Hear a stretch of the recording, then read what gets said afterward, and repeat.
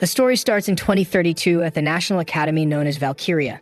Someone asks if the freshmen are ready for the challenges ahead. And without beating around the bush, says the class exam is already starting now. Man, the first test was the elimination of goblins and the group is already advancing. And man, this exam here is the fairest of all. The test is taken nationwide, and it's the viewers who vote for who's the coolest. Everyone's praising, saying that as always, Valkyria's recruits are the most badass. While the director tells them to give their best, this was their chance to change their future at the academy. Back in the forest, there are some goblins standing there when the guy already comes in and serves it right to their mouths. The viewers notice what seemed to be a wind relic, and another badass girl already goes by slicing. There's a guy in the top of the chat like me, celebrating a cute warrior chick. Whoa, here comes another one with a big axe and a dahlia on her head exploding. Man. Everyone watching the broadcast is praising, saying the level is high even for Valkyria. Obviously in this place, right man, hunger and strength decide everything, even among students. The lingering question, though, is what happens to the weak in an environment like this. Two freshmen are all messed up there when a loud noise comes from behind. People tell the drone to get closer to see what's up, and there's a guy in yellow heading toward a goblin. Look at this bastard's outfit, kid. You better watch out. You're gonna get hit with a copyright strike, man. Then they'll take your story down and you'll be complaining. And obviously the damn guy doesn't even know how to complete the cosplay, man with the hair on his head. Of course, he took a direct hit from the goblin and ended up on the ground. The chat is saying that this is one of the weakest creatures. There's no way a freshman gets beat up by something like that. The kid goes to grab the wooden stick on the ground, but at that moment he's strangely electrocuted. And a message on his hand says he can't equip that item. That's because no item was allowed while he was wearing the beginner outfit. The goblin gets closer and once again he gets beat up. What's this, son? Poor guy just got beaten and is already lying on the ground embarrassed. People in the chat are saying it's better to give up, but they're impressed that at least he got up once more. Suddenly, he says he equips armor, man, and butt naked even. He goes after the goblin. The folks in the chat are complaining, saying they don't pay taxes to Valkyria to train a lunatic like that. And with this humiliation for the whole country, man, the academy ranked him as the worst student. The poor guy had 0 relic star ranking and was class E, last in the rankings. Obviously, in this world, guess what? Folks, an interdimensional war is going on, where monsters from other places are invading without warning. In no time, humanity was on the brink of collapse. Most human weapons were useless, and all that was left for humanity was despair. What seems to be our young boy man is standing still there when a red dragon appears in front of him and breathes fire at a man. However, it was in these desperate moments that the first signs of hope started to emerge. The items known as relics, something that was created when certain individuals came into contact with materials from the other world. They manifested in physical form like a kind of fragment of the soul. Our protagonist's father was a hero who protected people with his shield relic, but something changed that day. Tanking the dragon's flame, the father calls out to Hinata, tells him to grab Shizuku and run. He had to become strong and protect everyone. Oh man, this wasn't even cliche, right guys? At least our boy wasn't one of those who hesitates, man. Screw it. The father grabbed his sister's little hand and let's go, my girl. Let that fool die there. But from that day forward, he decided to work hard and train tirelessly, as if his life depended on it. Yeah, I mean, considering there are monsters in the world, it's good to get strong. Otherwise, you really die, man. Life depends on it. He got all this motivation from his father's words, and it's been 6 months since he joined the strongest and most prestigious training academy. But only recently did he find something out. Some guy in Kuramura, the red-haired dude, asks Hinata if maybe it's time to give up. Man, our boy is already crumbled on the ground, and the guy offers to pour some milk on him. Yeah, he poured the little milk there, peculiar, right? Our boy gets up there with his head looking like an actress from a slightly more risque series. Then the guy pats his back and puts up a sign saying, "Here comes the hero." Our boy man doesn't say anything, son. Just walks down the hallway like an idiot, really. But in front of him, oh look who's coming, son. The thick-thighed girl with blue hair. She gives him a stare and walks right past. Cold as ice, son. Isn't that the sister he saved? You damn brat, just because you're all badass now, you're ignoring my boy. Her name is Shizuku Minace, and they've been childhood friends for a long time. That's because on the same day he lost his father, she lost someone too. Since then, they've always had each other's back no matter what. But everything changed when he entered the academy, man. She became one of the most powerful students with a powerful relic. And Walmart Satama, obviously, is considered a total failure who has nothing but that cartoon outfit. To be honest, he's already kind of used to everyone's judging looks.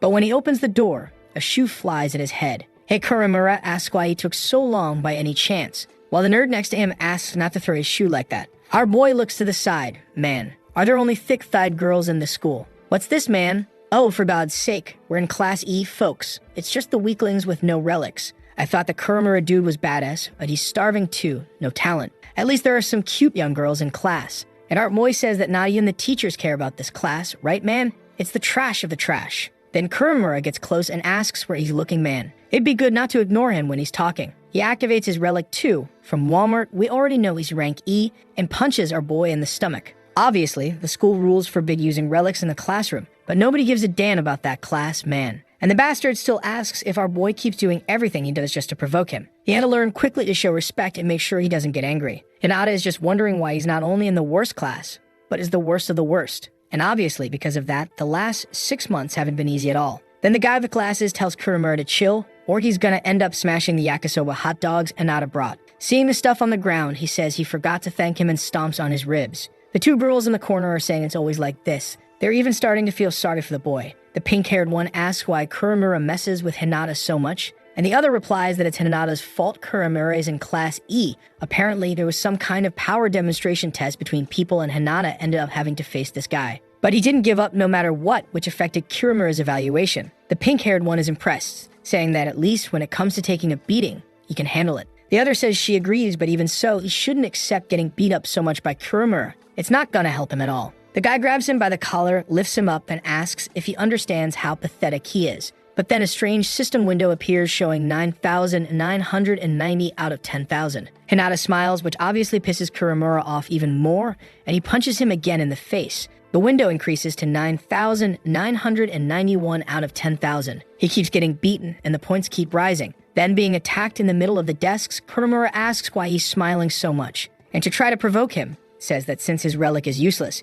his parents probably were too. Obviously, it hits a nerve of Hinata, and Kuromura tells him not to stress, man. He should just bring his family next time so he can beat all of them up too. What the hell, man? Wanting to beat the guy's family out of nowhere. Hinata's got his fist clenched, and the guy tells him to come at him. But he thought it would be hard, especially because he's sure the boy can't even stand up out of fear. The guy with glasses tries to ask him to ease up, but man, he gets grabbed by the collar too. And Kuromura asks if he wants to switch places with this failure. Obviously, he just says no, he didn't care about that piece of trash either. Kuromura says he doesn't believe it now. He'll have to see him punch him in the face to be sure. Man, the kid grabbed a chair and smashed it right in the middle of his head. What the hell, man? That really proved he hates the kid. At least the little system finally hit 10,000 out of 10,000, man. Kuromura turns around saying to just grab that disgusting yakisoba and leave. Our boys, they're stunned, bleeding like an idiot. Even after training all these years, focusing on body and mind, nothing changed. But at that moment, the little window pops up. The condition is complete. Take 10,000 damage. And now he can evolve his beginner outfit to the indomitable outfit. The guy cracks a little smirk, thinking that if results haven't shown up yet, all he has to do is keep working hard. After all, giving up doesn't exist in his dictionary. Then he says there's a certain secret about that outfit. It was 6 months ago, only after the exam, that he started to discover it in front of one of the Academy's training portals. He remembers going through hell in the exam and being ranked like trash. He knew that at this pace, either he was going to be expelled from the Academy or never become good enough. Unfortunately, that's how things work at Valkyria. That's because the entire place is funded by the taxpayers. Man, that's why people with poor performance are simply cut. He absolutely can't afford to pay for another academy that's as good as this one. But the problem is that to stay here, he has to get stronger. He clenches his fists, swearing he'll give his best and make it happen, because he knows relics can be upgraded. A simpler form, for example, is his sword relic. The more you slash, the more its traits evolve. The problem is he knows nothing about the relic he uses. That tight little outfit must have some special ability, because if it doesn't, he doesn't even want to think about it. Man, he just has to focus on what he can do to change his life. But there he is again on the ground, fallen like an idiot, saying now he's screwed, because at this rate he might end up dying right there. But he calms down and tells himself to remember that for a long time, an attack like that would have killed any human. One question he doesn't understand is why his relic doesn't have any weapon. Maybe he just has to punch the enemy with that damn suit. Another option was to take off the suit and grab a regular weapon. Then that wouldn't make sense either, because he'd lose the only relic he has. Suddenly, he remembers that moment when he grabbed the weapon and got electrocuted. Right then, he runs toward the goblin who's about to strike. But man, he manages to defend himself. Even pulls off a jujitsu move, throws the stick to the ground, and the system says he can't equip that item. At that same moment, a shock activates and transmits through the goblin, who ends up getting fried and drops dead on the spot. The bastard smiles, saying he finally killed the first one. The only problem is that it took forever and he won't be able to use that trick again. Not to mention that it was a huge effort and all he got was a little man of stone. Suddenly, the item disappears from his hand out of nowhere. Before he can notice what happened, a message appears saying he absorbed a mana loss for the first time and that his indomitable spirit caused a reaction in the outfit. On top of that, you gain an expanded system screen, some added functions, and the upgrade condition changed to 0 out of 10,000. Obviously, he has no idea what's going on. Since then, he's been deliberately taking as much damage as possible to make the number go up. And now there he is in the dorm saying he finally did it. He took the 10,000 points of pain required and the outfit was going to evolve. Man, it must be awesome to have a punching bag with some gym weights right beside it. The moment you feel angry, you just give it one. And he's wondering how to activate the effect from those 10,000, right? How does the outfit update? The system says he just has to shout update and instantly the evolution begins. The golden sparkle surrounds his body and guys, he lost the Saitama outfit. Now he really looks like a bee. This thing's straight from the Bee movie. Wow, what an old film. Looking at himself in the mirror, he says it's a subtle change. However, it's the first time he's heard of a relic that evolves through a mission like that, and he's excited to see what abilities came with it. Suddenly, for the first time, he can see his own status window. And in the information, the relic shows. This was an item that gave powerful protection, plus the blessing of growth. He's not sure what that means, but at the very least, he must be more resistant. Looking at the clock, he sees the portals must still be open. Maybe he should go there to test what this is capable of. In the moonlight, there's a goblin standing still, when Shizuku passes by slashing it. But the humble Manetsu says this damn place isn't even good for earning rewards anymore. And then they hear a step to the side and see the girl passing by a man. The blonde girl with a dumb face asks what it was and she answers that it was nothing. But right away the friend notices and says she remembers him. It's the funny guy who caused a disaster during the first few days. Shizuku walks off saying that guys should just give up on the academy and focus on comedy instead. The friend finds it weird and asks why she's so mad. She says it's nothing and tells them to get back to practice quickly. But man, she walks off talking to herself, saying she thought she could count on him, but he just keeps disappointing her. Meanwhile, the blonde is wondering why the girl hates the poor guy so much. Since our copyright boy's outfit is unforgettable, man, she's already wondering if he doesn't look like he's changed. And now there he is again, face to face with another goblin. Good grief, the goblin comes at him with a stab. Instead of dodging, he decides to test it and blocks with both arms, right man. At least he got confident, because it seems like that outfit didn't take any damage. It hits the goblin in the chin, but the kid's strength still isn't all that, right man? The monster just grabs his head and slams the back of it into the ground. What the heck, little Kiko boy? And the monster's already pounding on him. At least with that outfit, he's not dying, right ma? What a humiliation, man. Life's tough for the boy. In a few seconds, he's surrounded by goblins on all sides. He wonders when all those guys showed up and immediately tries to escape, but gets struck right in the back, man. Well, his vision is going black and he's just begging for someone to help. Then he remembers someone telling him that he must remember. He can't always protect others. When everything starts to fall apart, he could only count on himself. And that's why he had to get stronger and become a hero who could be there for people when they needed it most. Man, he got motivated, but then took another hit to the neck. Wait, hold up, our boy, man. Now he grabs the monster's weapon. But as always, the system says he can't equip it. Damn it, I thought it was going to be epic already, but nothing happened. He just got electrocuted again for trying, and the monsters dropped him. So now the desperate guy runs away, asking what he can do to get out of this. That's when the system says the indomitable spirit triggered a reaction in his outfit, and he had acquired the revenge ability. Off he goes, motivated again. I'm not putting any faith in this kid anymore.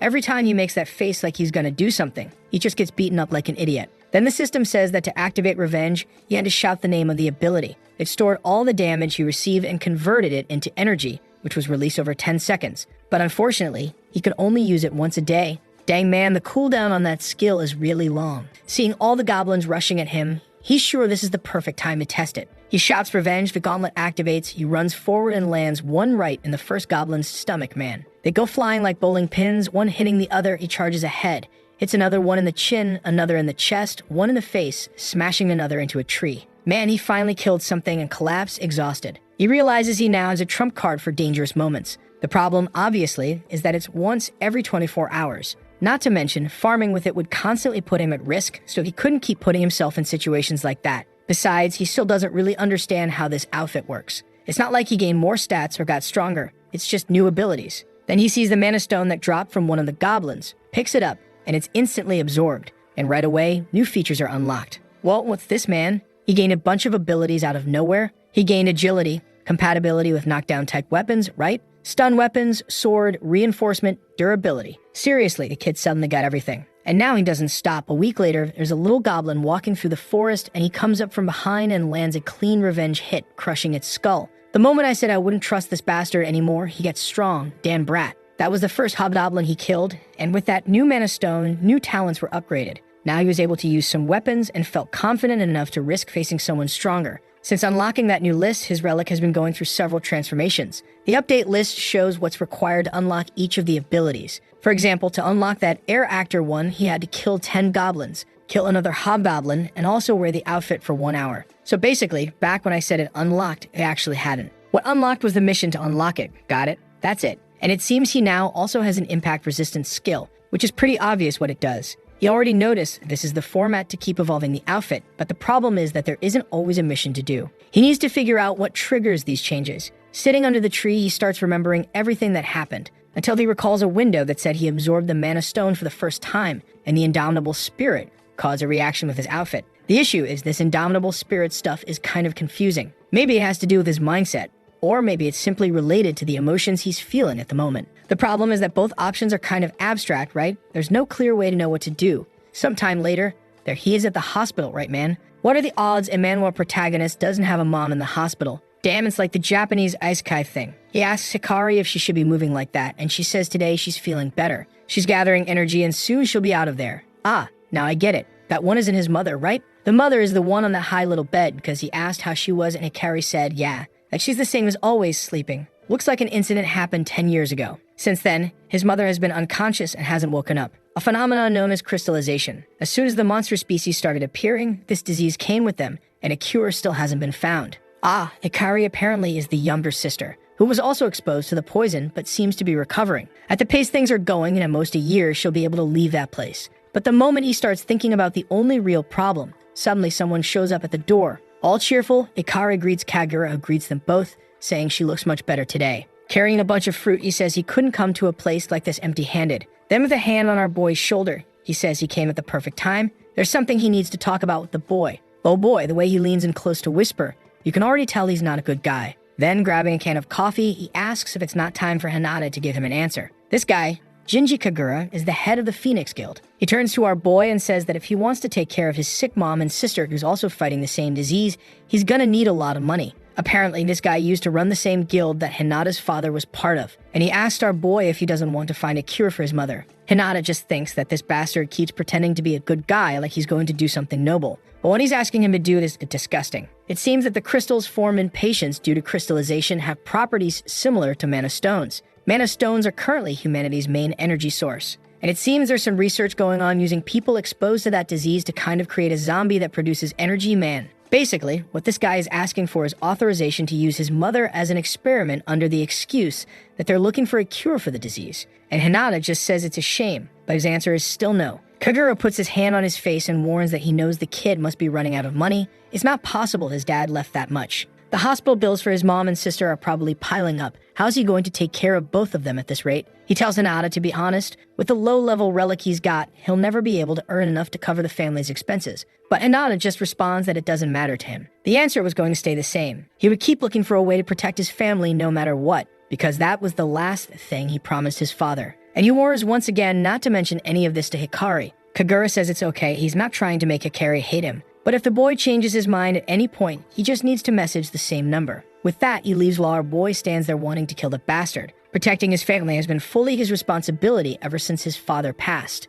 As he enters the room, Hikari asks what the conversation was about, and he says it's a secret. And Hinata is there, man, anxious to get into a strong guild to really start making money. He had to get stronger. In fact, way stronger than he is now. Already leaving the hospital, he checks his phone and sees there's still time to hit a dungeon. He decides not to rest today on the weekend and to go right away, but right at that moment, there are some guys cornering a girl in an alley, telling her to relax and come with them. They'll pay her well. Hinata recognizes her, Thakanya Kumo, who's also from the school since everyone's in uniform. And she's there saying she doesn't need their money. Walnut Saitama just keeps walking, man, not caring about any of that. The guy in the beanie tells Akane to stop playing hard to get. Everyone from the higher classes is waiting for her.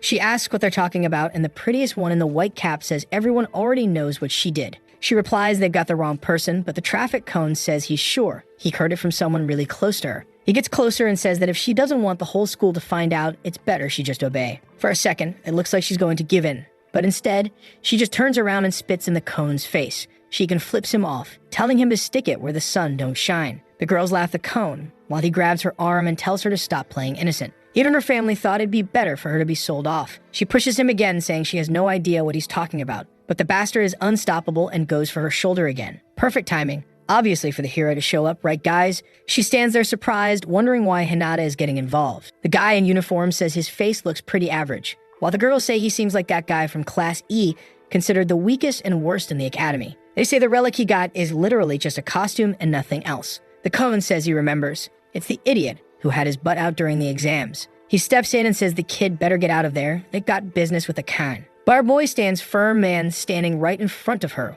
without moving an inch. The dude goes in for a punch, saying that the trash from Class E is way too bold. Meanwhile, Akane doesn't understand why Hinata from Class E is daring to stand up to these guys from Class C. But man, check out the swag. Our boy grabs the guy's arm, throws it aside, follows with a sweep, face first into the ground. Damn son, WWE kid style. Akane was impressed 1 second. And in the next, he's already up, waiting for the next guy. Next scene, we're at the kickboxing academy. Some folks are yelling at each other, and in the distance, there's the baddest training guys. She gives the coach a glance. He comes in to throw a punch, but she dodges, lifts her leg, and nearly lands a hit to his head. The guy gets all awkward and a bit embarrassed. Says that as always she was amazing and won. She thanks Takahashi for the training, and he says he expected nothing less from her. That trainer is acting a little peculiar. Man won't stop complimenting her, like he wants something. Says he heard she has a high-level relic and is a hard worker with a bright future. She, however, turns around and says there's always a bigger goal ahead. But here she goes again with that drama. Without him hearing, she says that at least that's what she used to think. Now it kind of feels meaningless, or she's just trying to get better at martial arts and nothing more.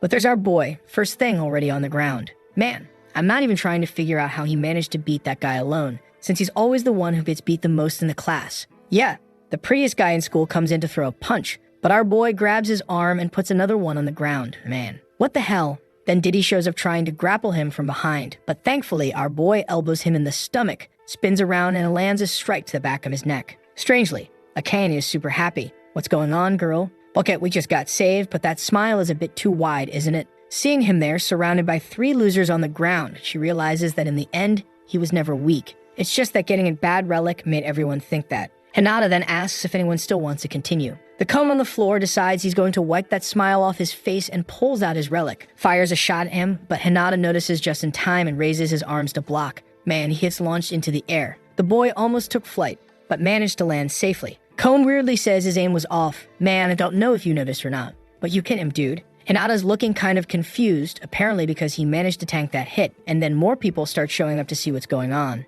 As soon as someone draws a relic, everyone's already talking about calling the police. The girls from the school know this is going to be a problem, and the rest stand up, and everyone takes off running. Then Akane comes to ask our boy if he's okay. The attack hit him directly. He, also unsure why, responds that yeah, he didn't take any damage at all. Then he turns and says goodbye, but now she's curious. She asks if he doesn't want to know why those guys were messing with her. Hinata just turns around and says no, but from the look of it, she wants him to ask. She gets a little awkward and says that if he doesn't want to know, she doesn't need to say anything. Everyone has things they want to keep to themselves. She sheepishly says that in the end he saved her, but she doesn't understand why, since she'd seen him suffer plenty and never helped. Suddenly, his expression changes and he comments about the flowers. If she has something like that with her, someone must be waiting for her at the hospital, and she should head there soon. With that, he leaves, leaving her all shaky, wondering how she could have thought for so long that he was a pathetic loser or disgusting trash. She always believed he was weak because he never fought back, but he's actually pretty cool. Now at the academy a little while later, look who's there tapping his shoulder and calling him, asking how he's doing.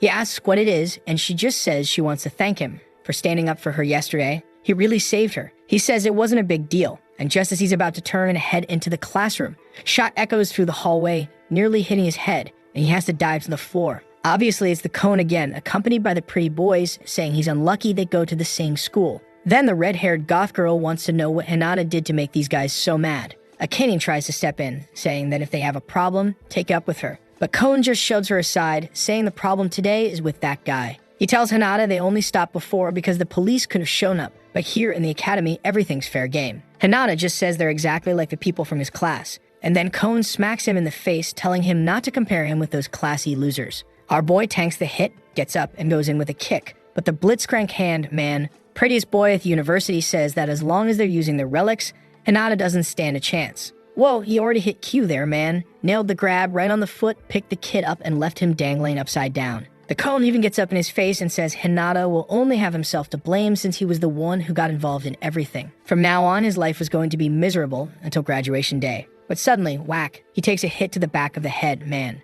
Akane pulled out the Gatling gun and says they're all a bunch of immature brats. Meanwhile, the goth girl is wondering what she's doing. Looks like she lost her mind. The cone replies that now she really surprised him. Apparently, she had a compressed bullet gun, which was cute. But she needed to understand that when it came to shooting, they were in completely different leagues. Then he aims at Hinata's belly and says he's going to show how it's done. Man, the shot hits square in the stomach. His grip loosens and Hinata slides down the hallway. Akan asks if he's lost his mind, trying to kill the kid. But he tells her to relax. If he survived yesterday's shot, he's not going to die that easily today. But right then, someone turns the corner. Man, it's the other bastard who bullies him, the wretched Takayuki. Hinata's there, falling, getting up, wondering what's going on. Why weren't those attacks hurting him? Just like yesterday, he's not feeling any pain. It's like he's just being blown away by the wind. Then he starts wondering, what if it's not the outfit getting stronger, but him? Apparently, the stats he's earning from the mission window aren't being applied to the relic, but to his own body. Hearing Hinata getting up, Kon wonders if he held back too much on the kid. But then, man, Hinata activates revenge. He charges forward with Blitzcrank's hand coming in, while thinking that now he's not just some useless kid who can't defend himself. The punch lands, smack, right in the middle of Blitz's palm, man, and it rebounds back at the idiot, who's launched into a wall, exploding right beside the other bully, now kinda confused by what just happened. The Kon is confused, and that punch could even stop a charging rhinoceros man. Not to mention he can't understand how the kid's at 100% after taking a direct hit to the stomach. Blitz is trying to get up, saying, man, that really hurts. But suddenly, the prettiest boy changes his story and says, actually, it didn't hurt at all. He's just impressed that the kid managed to do 1 damage. Now Kon's feeling confident, thinking Hinata is only standing because the hit didn't land properly. And our boy realizes he screwed up. He should have waited to get hit more before using revenge. It's a messed up ability too. Dang, what a cursed skill. Now he's standing there a little insecure, wondering how he's going to deal with this since he has no more offensive skills. But enough of that, man. He's already back in fighting stance, saying he's tired of getting beat up all the time. When a teacher shows up behind them, asking what's going on and reminding them that class hasn't even started yet.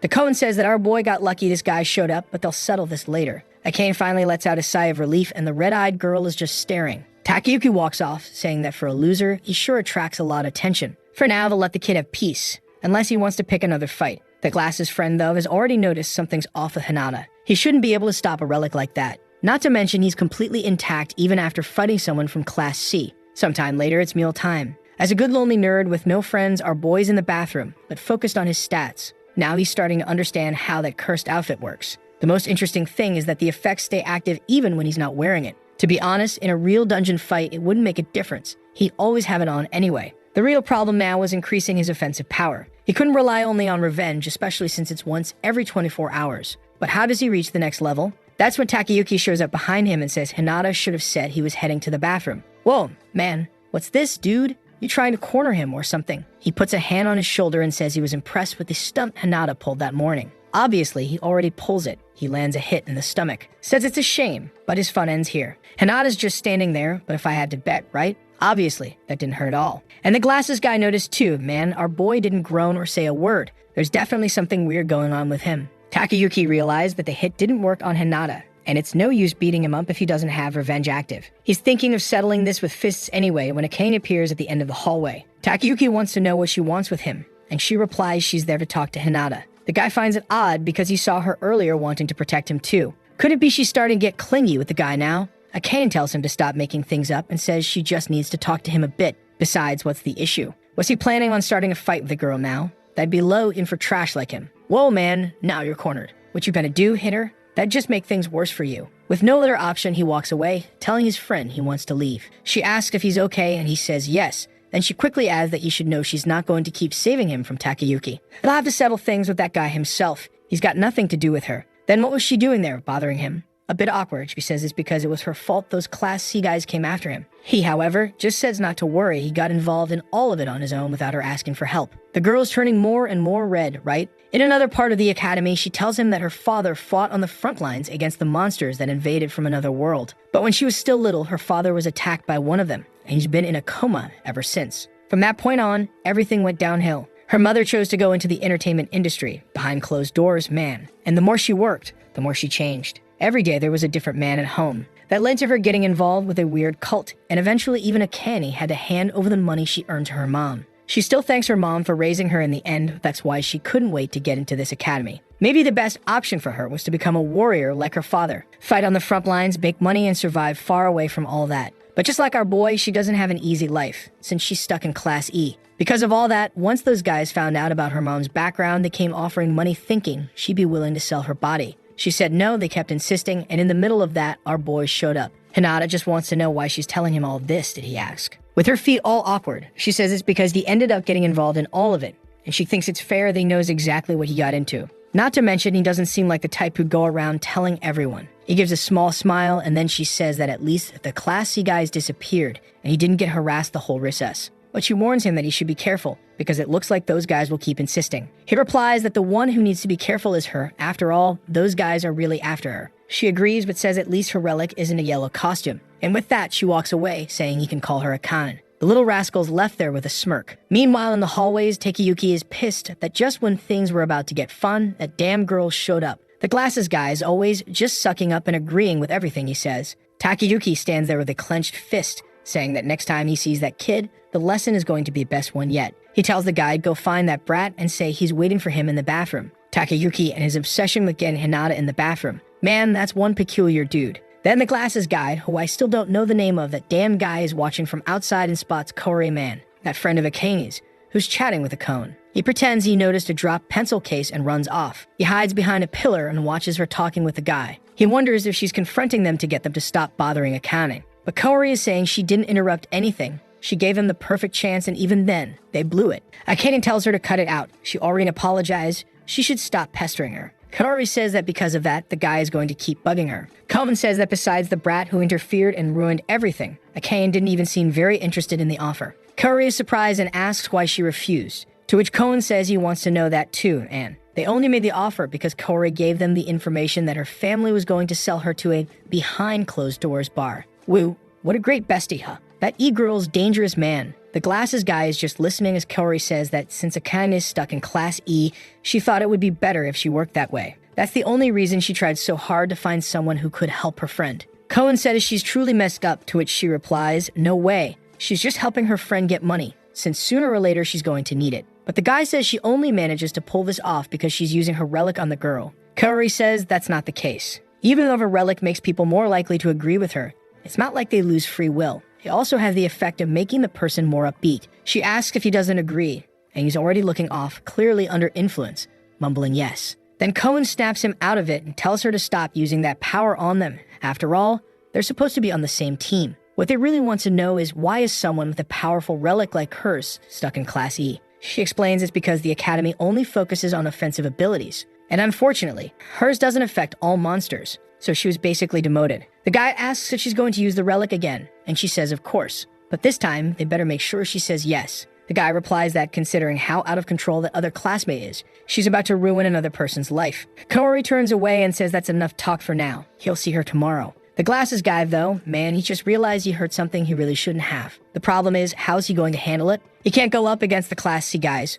Worst case, it looks like someone from a higher class is coordinating Korei and all of this, and he'll get dragged into it. Obviously, he can't count on Takeyuki to help him. Then he remembers Blitzcrank getting slammed into the wall, man. Maybe. The chance was Hinata. He was the only one who might have a shot at stopping all of this. Scene switches to Akane, sitting in class, remembering when she was with her dad, telling him he was an amazing hero. He replies he's not that strong. She says, that's impossible. You're the strongest person I know. He tells her that things don't work like that. Besides, strength isn't the only thing that makes someone a hero. A true hero is someone who fights, willing to give up everything. But there's no fight worth risking losing his family. He gently pats her head and tells her not to forget that. But in the next scene, he's being rushed on a stretcher. The nurses are yelling to hurry because he's about to die. Obviously, Akane doesn't understand anything, and right after that, the doctor says he survived, but his condition is terrible. Sometime later, she gets back from school and is at the hospital with her dad, when suddenly her mom barges in with everything. Akane tells her not to smoke in the room, but the mom just asks if that bastard woke up. Before Akane can reply, the mom is already kicking the bed, saying the bastard promised to protect the family, and now he's lying there passed out. Man, he could wake up just to slap her in the face and go right back into a coma. Akane tells her she can't say those things, but the mom insists that it's true. Because of that damn coma, they were drowning in debt. Things couldn't go on like that. That's why she already decided. As soon as Akane graduates, she's going to start working. And just like that, she walks out of the room, man. In the meantime, Akane found out there's a way to save her father, a creature called the Shining Basilisk. Apparently, the liver of that monster can cure almost any illness. But it's so rare that even with all the money in the world, you can't buy one. The only way to get it is to be a hero and kill the creature yourself. And for that, she knew the only chance was to enter Valkyria Academy. But back to the present, looking at herself in the mirror, she wonders what she's even doing there. She can barely get out of Class E, and there's no way she has a chance of defeating that creature. Remembering Hinata, she wonders if, had she tried her absolute best, maybe she could have been like him. Right as she leaves the room, Kaori is waiting. with her big glowing orb already active. Let's be honest, it's massive. Like, how could anyone not notice? And obviously, calling her friend for a little chat. Meanwhile, Glasses Guy is looking for Hinata, wondering if he can really just talk to him out of nowhere and ask for help. He doesn't even understand why he's thinking about getting involved. This has nothing to do with him. Right when he's about to give up, Hinata appears and asks if he wants something. Notices Takayuki isn't with him, says that's unusual. Glasses Guy thinks this is his only chance to tell Hinata without getting too involved. Problem is, he doesn't have the guts. After all, everything he's done up to now has only made Hinata's life more and more miserable. Now that I think about it, this guy even smashed a chair into Hinata's head. Seriously, dude, you're not friend of the year. Hinata then turns and says if he has nothing to say, he's leaving. And Glasses Guy just stands there silent man. But looking out the window, he sees Kaori taking the cane away. Just by the look in her eyes, it's obvious she's under the effect of the relic. But so what if Kaori used it? That's not his problem. He turns around cursing and starts running. Hinata just watches, saying nothing. In a warehouse at the academy, Kon and crew are gathered. The blonde one asks if what they've been waiting for is finally happening today. Kon answers, yeah, definitely. Kaori apparently brought the girl herself. The guy says, perfect, now it's guaranteed. He always trusts Kaori. She's the reason he's been profiting so much. Right then, the door opens. Kaori enters, holding her friend by the arm, saying she's glad a Kang trusts her this much. Right in front of the guy, she apologizes for taking so long. He asks why she used the relic. She said she wouldn't. Kaori says that was the plan, but for some reason Akane wasn't seeing things clearly, so she gave her a little help. The redhead stands up and asks Ishijima if this really is the girl. She's way too young. She can't believe he's actually thinking about making that girl one of his. Ishijima stands up and says she's cute, even his type, but yeah, really young. He says he'll have his fun, then pass her along to his friends. Considering how pretty she is, he's sure they'll all love her. Yeah, Japanese story in this subject, huh man? 1 + 1 = 2. Kaori whispers in Akane's ear that she's finally going to earn a bit of that money she's been needing. Hypnotized, Akane replies that yes, she really needs to earn money for her dad. Ishijima says that no matter how many times he sees the effect, that relic of Kaori's always surprises him. Kaori, all off-kilter, says her relic isn't strong at all. It just gives the girl a little help. Then the blonde guy says that relics aside, Kaori should be more cautious, because someone followed her there. Glasses Guy realizes he's screwed and immediately regrets getting involved. He turns to run while he still can, but Kaori says it's just that idea again. The blonde asks who that is, and she says he's just a useless weakling. They don't even need to worry about him. Then Kaori tells him not to run. Doesn't he want to be part of the group by any chance? He goes to refuse, but too late, man. She throws the big purple orb right in his face, and he's instantly all dazed. He says that, yeah, she's right. He does really want to join the group. Ishijima says they're going to need some way to keep the kid quiet. Right then, Kaori gives an order and the guys already pull out the camera. The poor guy realizes he can't control his body anymore. He wonders why he's always useless in moments like this. He tries sometimes to help people, but his sense of justice isn't strong enough. In the end, he always ends up siding with the bad guys because it's easier. The truth is, he gives in because it's always easier just to accept it. He can just tell himself he had no choice and blame the circumstances. But on the other hand, he sees that Hinata is different from that. Even when he has no option, man, there he is, coming in with a flying kick that lands square on Hagane's face, sends him flying backward to the ground, and in that moment, he snaps out of the illusion. Kaori says she didn't expect him to show up out of nowhere. Akane, seeing the look on our boy's face, seems to start regaining consciousness too. And the boy's there, man, focused. Now that I think about it, our boy doesn't talk much. He's a man of few words. Ishijima asks who this guy is now, and Kaori says it's another one from her class, actually the weakest in the entire academy. The guy's confused, wants to know why the weakest kid showed up throwing flying kicks. Seems like he's not right in the head. Kaori agrees, but says that now that he saw and heard everything, they have no choice. Then she asks if Hinata wants to join their group. But man, our boy is the king of mental resistance. He just says he wants to ask her something first. In theory, wasn't she supposed to be Akane's friend? Kaori replies that not only was she supposed to be, she clearly is, so that question doesn't make sense. Our boy calmly says that if that's true, then she knows what Akane's family is going through and she shouldn't be doing this.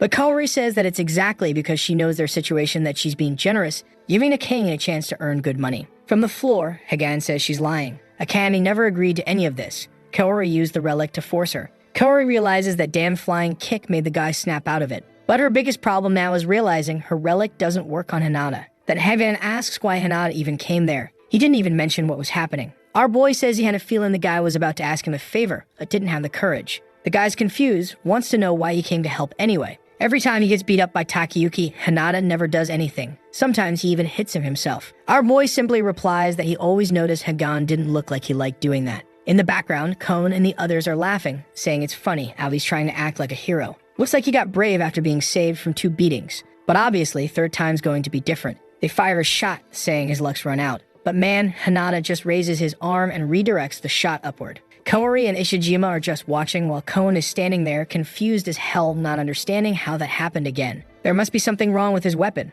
because there's no way that kid blocked that. But Ishijima says he's an idiot if he thinks that was luck. He then asks Kaori what the kid's relic is, and she replies it's just a useless outfit with no special abilities. Ishijima says that's not possible. There's no such thing as a relic with 0 powers. You must be hiding something. Kaori admits that makes sense. What she really wants to understand is why her relic isn't working. Even against seniors and people way stronger than him, eventually they get affected. Obviously, man, it's because the suit has resistance against mental manipulation. Here comes Blitzcrank again.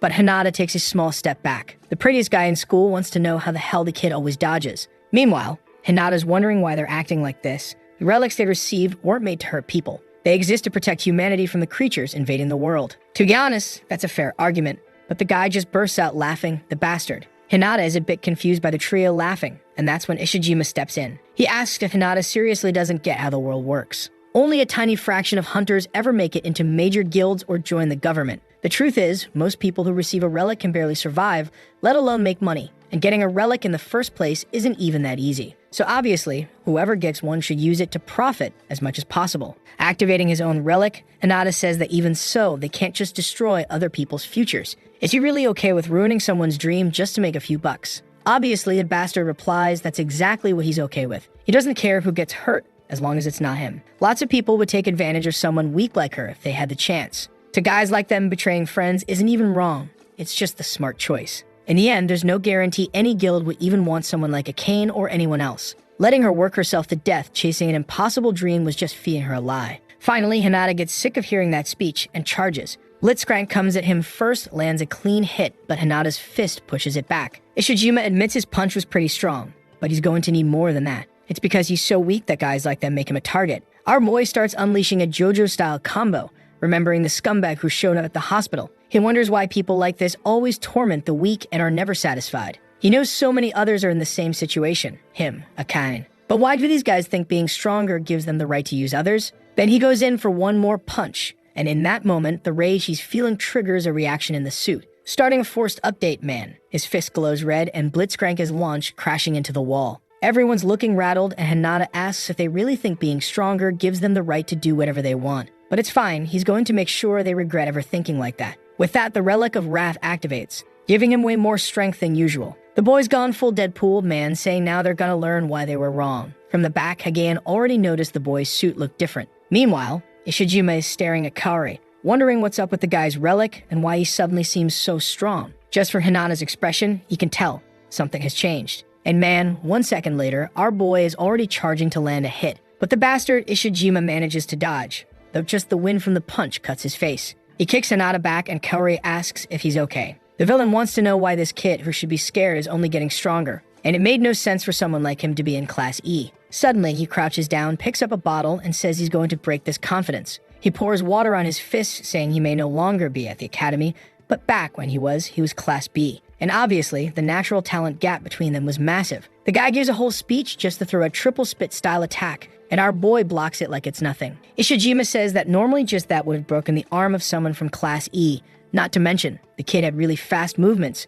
way better than just a few moments ago. Funny how Ishijima mentally compliments him and goes right ahead saying that the speed he gained won't change anything. He still lacked a lot of battle experience. Then the triple spit that was on his back comes out from the ground and wraps up our boy. Ishijima says he should have considered he was fighting someone with trapping abilities. Our boy is taking attacks from all sides and the guy is spitting blood. The dude wants to act like the most stylish thug, but he won't stop pouring that water bottle on his arm, which is the most ridiculous thing. Still, he keeps saying that his relic is perfect for one-on-one combat. Too bad the kid ran into the wrong opponent. He sends Spit 2.0 at our boy's face, but something redirects the attack. Ishijima looks to the side and sees who's awake man. Hagain had taken one to the face and now she's back to help our boy. I thought it was Hagain who slapped him, but she woke up earlier and slapped him. Now I'm confused. Kaori realizes that for some reason her ability isn't working anymore. She decides to use the purple orb, but the shot knocks it right out of her hand. Hagain, sad, asks why Kaori acted that way. With her little villain face, Kaori answers that it's obvious she couldn't miss out on easy money.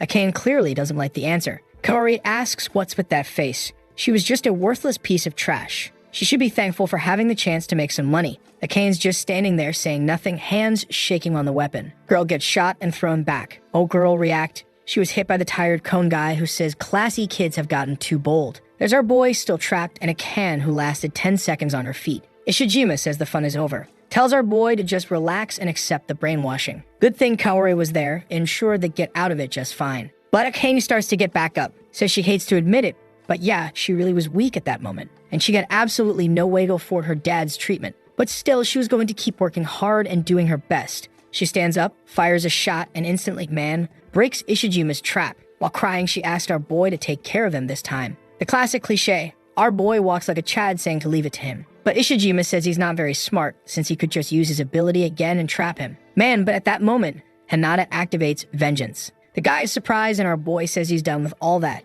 Ishijima's attacks fall apart, and he realizes our boy had stopped the arm movement. Right away, he knows something's wrong, and as if pouring that water on his arm wasn't embarrassing enough, he even trips on the bottle. Now there's our boy, face to face, saying he's going to show the power of the weak from Class E man and hits him square in the skull. When Ruri realizes it's over, Ishijima's nose is red. He's getting beat up when suddenly someone in the back calls his name. Oh girl, let him beat him up for 15 more minutes at least. And the brave Kon still tries to attack from behind. But once again, our boy just raises his arm and redirects that tired punch of his. Now Kon finally realizes it wasn't luck. Hinata grabs him by the collar and says to never mess with them again. He didn't have time to waste on trash like them. All crook, Kon just says he got it, man. With that, he drops him on the floor and our boy walks away. He passes by Kaori without saying a word, and she trembles. Which for sure was wrong. She should have had both legs broken and been buried in that place, right man? But oh well. Akane's there off to the side, just remembering that her father used to say that heroes always stick to their convictions.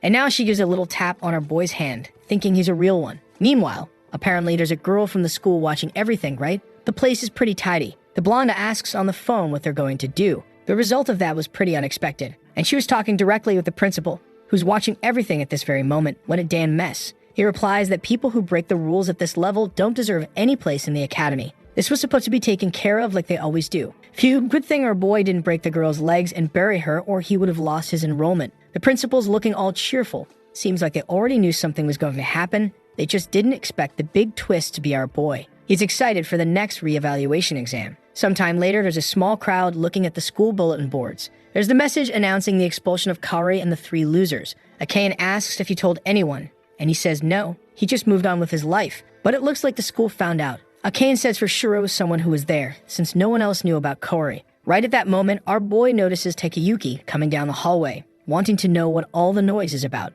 Hagan says he doesn't know either, and the guy turns and says he's going to the cafeteria, telling them to come along. Hinata says that if Hakan wanted, she could talk to them. Hakan agrees, but says that when she thanked him yesterday, all he said was that he didn't do anything and she didn't have to talk to him. With that, he turned and left without saying anything else. Hinata turns around saying he understood. She asks where he's going, and when he says he's going to buy some snacks, she wants to come along. But the guy's a cold Sigma and asks why she's following him. She gets startled and yells, wanting to know why they wouldn't just eat together. Neither of them had anyone else to spend time with, so obviously they'd stick together. Aw, how romantic of you, girl.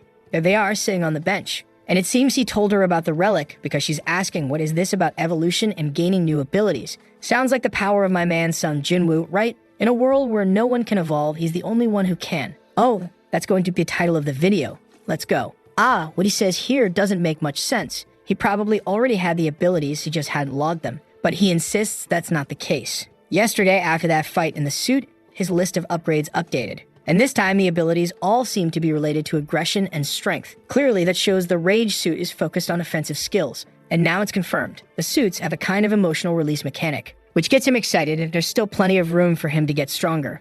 Then Akane sets her food down, stands up, and says she wants to start training with him. She's sure she won't get as strong or fast as he did, but at least she wants to start holding her own against those guys. Hinata, all sweet, says he knows she's been working hard. She's a bit confused, but he says he noticed. That moment when she equipped her own relic and took an attack by surprise. But even so, she got back up, which shows she's been training. She turns all red, flustered, and says it doesn't matter. She has to work even harder.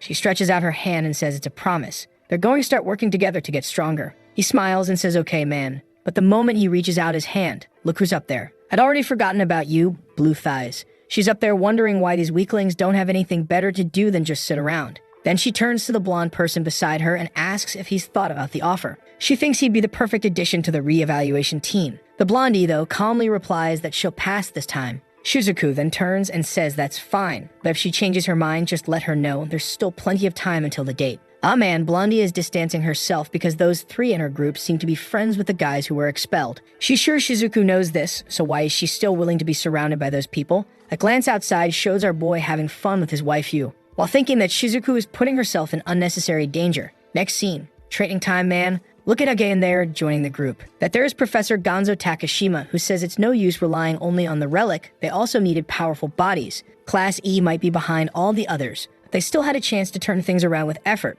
Everyone practicing, face kicks and all. Our boy is hyped seeing the progress, and someone who's enjoying seeing his performance is Takayuki off to the side. In the classroom, the teacher says the re-evaluation exam is coming soon. He says he has to be honest. If they don't get a good result in this first one, the chance of changing classes later is extremely low. But even if they have weak relics, it's good not to feel discouraged. The exam criteria go way beyond just relic abilities. Things like performance, situational judgment, and combat ability will be taken into account. Besides that, teamwork seems to be the main focus. Right away, Takayuki didn't like that, and Higan wants to know how the groups will be formed. The teacher explains that each group will have 2 to 5 people, and the ones forming the groups are themselves, with whoever they choose. Besides that, it can also be people from other classes. Right then, Takayuki angrily says he must be joking. Who would want to team up with people from Class E? The teacher says the test starts right there in their ability to recruit other people and show the value they have. That's because the academy exists to train students to become big-time members of the top guilds. And in guilds, obviously, team combat is essential, so it's a skill they'll have to develop whether they want to or not.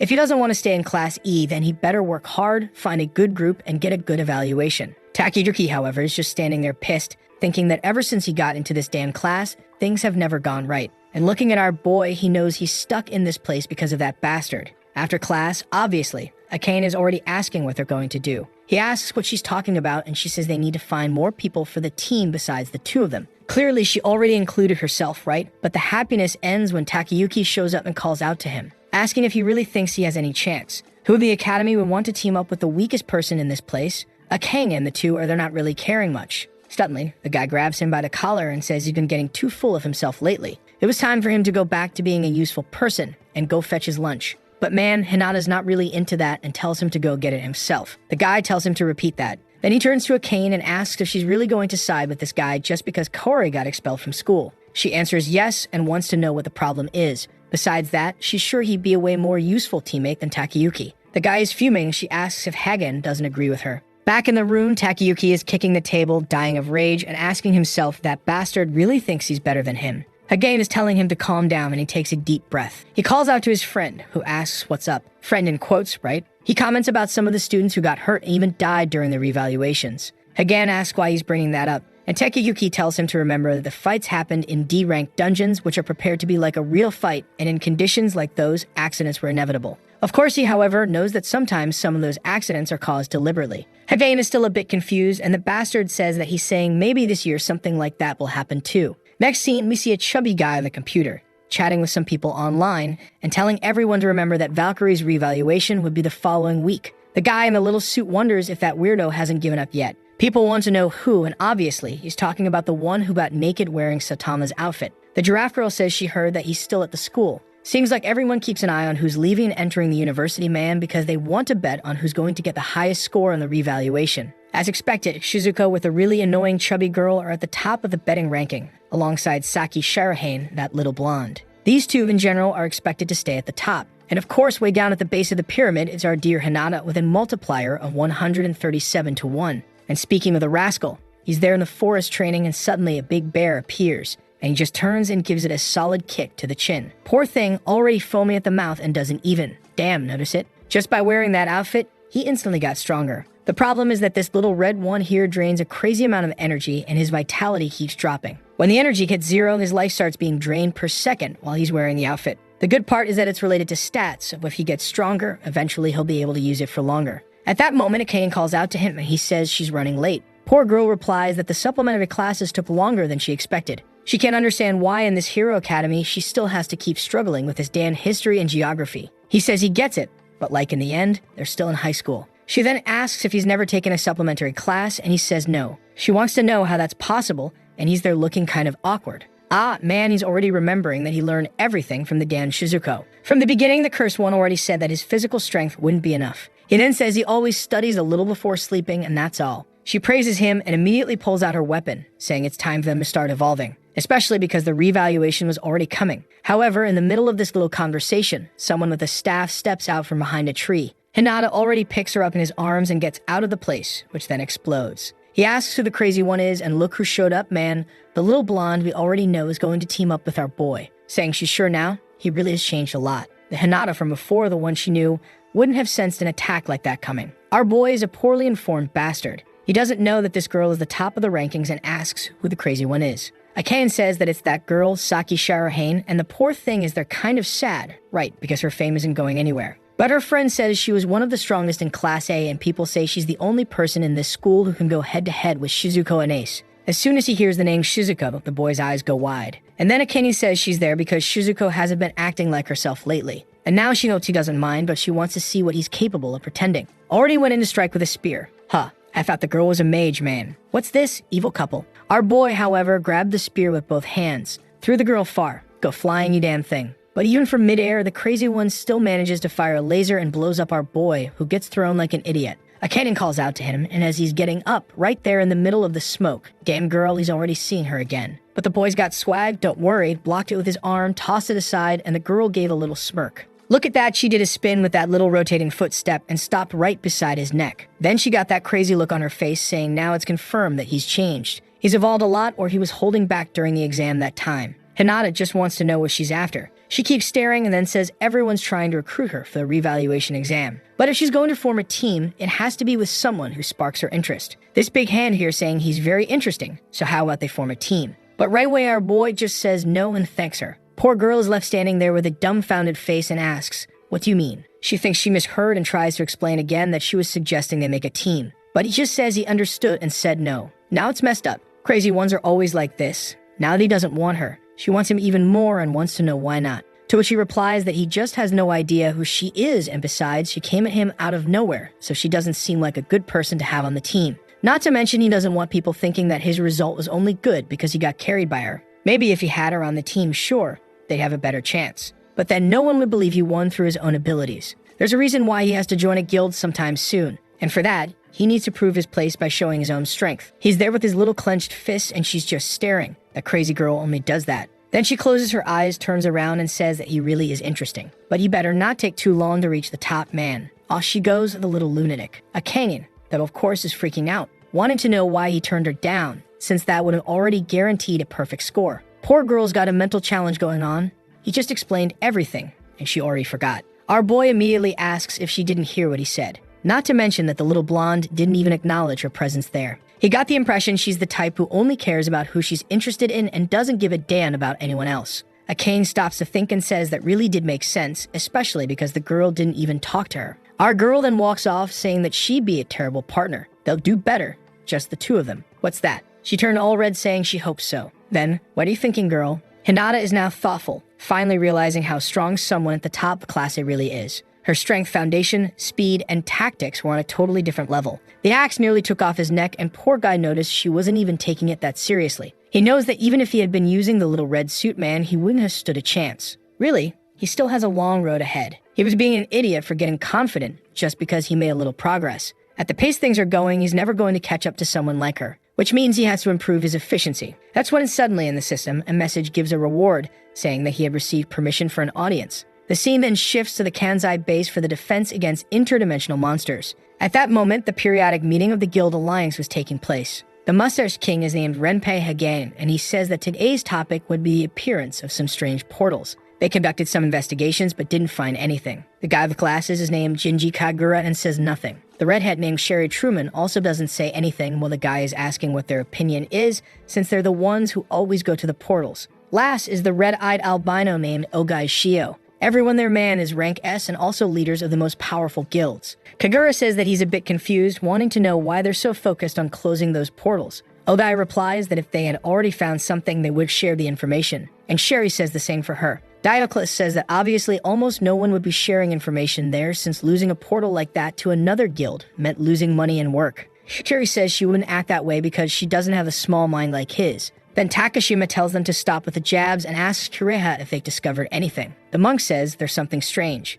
The portals were appearing more and more frequently, and the interval between each one is getting shorter. People are kind of staring at each other, and Ogai then says that for now, they can still contain them. Sherry, however, already warns that at the pace things are going, there might come a time when they won't be enough to handle all of it. Takashima says that if that happens, it'll be another portal breach and another catastrophe. Kurina says that's not even the only problem. For some reason, the creatures that have been appearing recently are stronger than ever. If a catastrophe like that happened, the scale would be even greater since the monsters are stronger. Takashima says that things aren't looking good, and they need to find a solution for this soon. Right then, Kagura adjusts his glasses and says that this is the perfect moment to bring in some slightly fresher talent. The guy agrees and wants to know how the training of the future members of the academies and guilds is going. That old man in the tie named Atsushi Tsushima is the director of Valkyria Academy, and he says that this year they have several interesting candidates. Very soon, the reevaluation would happen, and they could see it all. Sherry says she's interested, and Kagura wants to know if there's anyone he should keep an eye on. Tsushima says definitely Shizuku Minae and Saki Shirahane.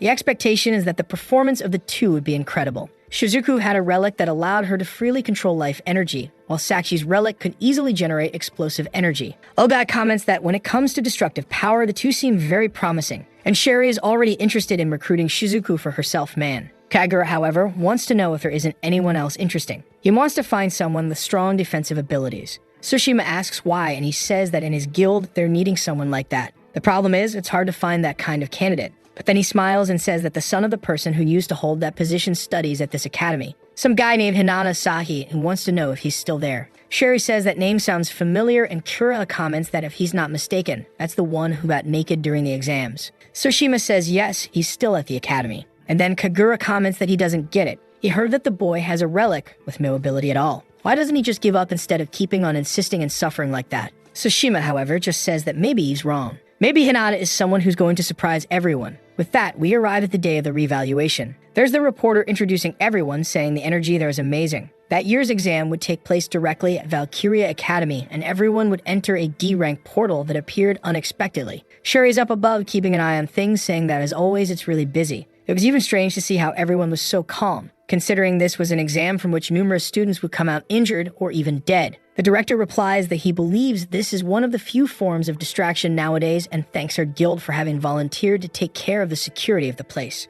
Sherry says it was nothing much and from afar already spots the thick-thighed, blue-haired girl man saying that she looks pretty strong, just like the boy standing next to her. Since Sherry has been a guild leader for a long time, she can quickly see someone's potential. She glances to the side, sees the blonde guy with the crazy girl with the teddy bear, and sees the glutton, and right in the middle of all that, there's our boy, worn-out right man. The scene then switches to the D-rank portal known as the Distorted Garden. Inside, there's a girl holding a sword, shaking all over because, well, look at the size of that damn goblin man holding a student in each hand. This D-rank stuff nowadays is rough, huh? Back in my day, D-rank was goblin and rabbit, and barely that. She screams in desperation about to get smashed, but someone rushes in and slices through. When she opens her eyes, the guys say it's a shame, but her team's exam ends there. Now she can go with them, who will escort her to the exit. On the screen, everyone is watching excited, saying the matches are thrilling. Besides that, it was impressive how the people handling security were rank S and could easily eliminate those monsters. The rules of this challenge were pretty simple. As soon as you enter the portal, you have to start earning points. The easiest way was to enter the portal, kill the creatures, and collect mana stones. It was also possible to earn points by looking for items, resources, minerals, herbs, and all that. That was the only way for students who didn't have many combat abilities to pass. Besides that, teamwork was also evaluated. The guy tanked the goblin's attack with his shield, and his twin brother immediately followed up with an arrow shot. The total time would be 60 minutes, and the presenter wants to know who they think will shine this year. While all of that is going on, there are our boy and a cane off to the side, man. She says she doesn't know why, but she's feeling kind of down. Our boy asks why, and she says it's weird. They're going in there to risk their lives against those creatures to be evaluated, but for everyone out here, it's just a reality show or something like that. She takes out her lollipop and asks if that really doesn't make him angry in any way. Before Hinata can respond, Takayuki shows up saying he must be enjoying it, since now he's the center of attention. The kids ask what he means by that, to which Takayuki says he needs to stop being an idiot. Everyone's talking about his revaluation online. They're anxious and dying to see how the one hero is going to humiliate himself this time. Hinata doesn't care much about the provocation man, just gives him a bit of a stare. Akan asks if he came all the way there just to say something like that, and the bastard replies that he was just walking around and ended up seeing the two of them. He slaps him on the back and tells him to relax a bit. It was an important day for everyone there, so they had to keep a friendly atmosphere. While he's being annoying, our boy glances over and notices Hagan off the side looking discouraged. At that moment, the presenter calls everyone's attention and says the second exam is about to start. It's theirs next, and Takayuki says it's time for him to shine. He waves goodbye to our boy, saying he'll see him there. Hagan seems to hesitate for a second, thinking about telling something, but just closes his eyes and runs off. Akane finds it strange, wondering what that guy is thinking. Our boy doesn't say anything, and with that, we're already on the stage. A guy in front of the portal asks if they're ready. Once the exam starts, it'll be a life or death situation. In case of emergencies, they could trigger that device and the guild and Deldors would come to the rescue. And with that, they could begin man. Everyone's already inside the portal, rushing in. In the chat, everyone's hyped about the blonde baddie, right man? Wondering what she's going to pull off. Everyone's anxious to see how much they've improved since admission. That's when they see the yellow outfit, right my dude?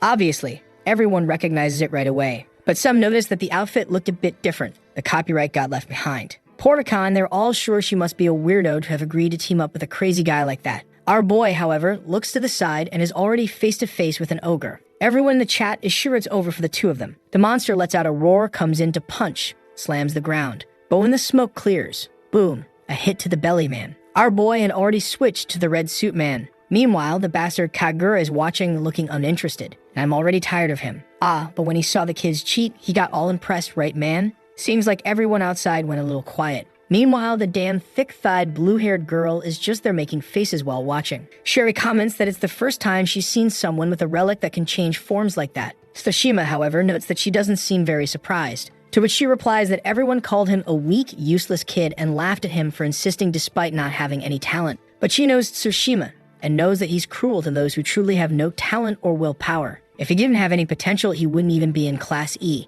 That's why, after Tsushima's comment in the meeting, she was already expecting that he'd have something special to show. No student who hasn't been expelled from the academy would be useless. With that, the ogre goes down on his back. And man, our boy focused all the strength into his fist, when Allred got up, rushed in, and boom, another direct hit to the chin. Meanwhile, Akane is firing her wind bullets right, even though this damn thing hasn't done a single point of damage the whole series so far. At least she distracts it, calls out to our boy, who comes flying in from the moon man. Now, yeah, he smashed its head. With that, the creature dissolves and he goes to collect the Mana Stone. When he reaches for it, he remembers to touch it with his other hand, right? Because if he touches it with his dominant hand, it'll be absorbed by the suit. He thanks Akane for the support, who says his punch wasn't bad at all. Meanwhile, the damn Takayuki is just spying from behind the trees, seething with rage. Akane already says they had a really good start and she's got a good feeling about this. Our boy is realizing that the Rage Fist is better than he thought. All he has to do is focus all the suit's power into one part and strike full force. That was one of the abilities unlocked along with the Rage suit, and he's realizing that he's evolving really fast, considering he can't even use that thing for very long yet. At that moment, Akane tells him to look behind. There's a 30-meter mosquito coming. Finally, her bullet does something and the creature drops to the ground. Just because I criticized it. Damn. I say something and they fix it, right? Damn it. The girl even brags, saying her aim's pretty good, and he says yeah. Already remembering that on the days he comes to train, man, she's been practicing a lot too. No wonder she's hitting the shots. She's just missing doing more damage, right? Wanna see? Now the group of goblins is coming. Let's see how much damage she does. He charges forward, running, and she fires the first shots. Damn it. Just because I said it again. She took down 2 goblins. Damn girl. At least our boy is the one who will have to take care of the last one, man. Rage Fist, and he bent the guy's club. Smashed his head along with it. What the hell, man? Slammed him to the ground. Our boy walks over calmly, picks up the crystal, and is confident that just with those 2, it's already enough to at least not fail the exam. Akane is excited, and he says that at this pace, they might actually do better than he expected. The academy won't have a choice but to improve their evaluation. Meanwhile, Takayuki is arriving at the group, and Hagan asks what's wrong. But he's seething with rage, starts cursing our boy every name in the book while beating the tree man. He wants to understand how that bastard, who was just a piece of trash, managed to beat an ogre. He's sure it's because of that damn Akane giving support. Or actually, he's not really sure about that. The guy is suffering alone there, man. Takayuki is angry because he thinks Hinata has always been holding back just so he wouldn't have to beat him. Which, in his eyes, means our boy is the most arrogant of them all. Then he says they're going back to the original plan.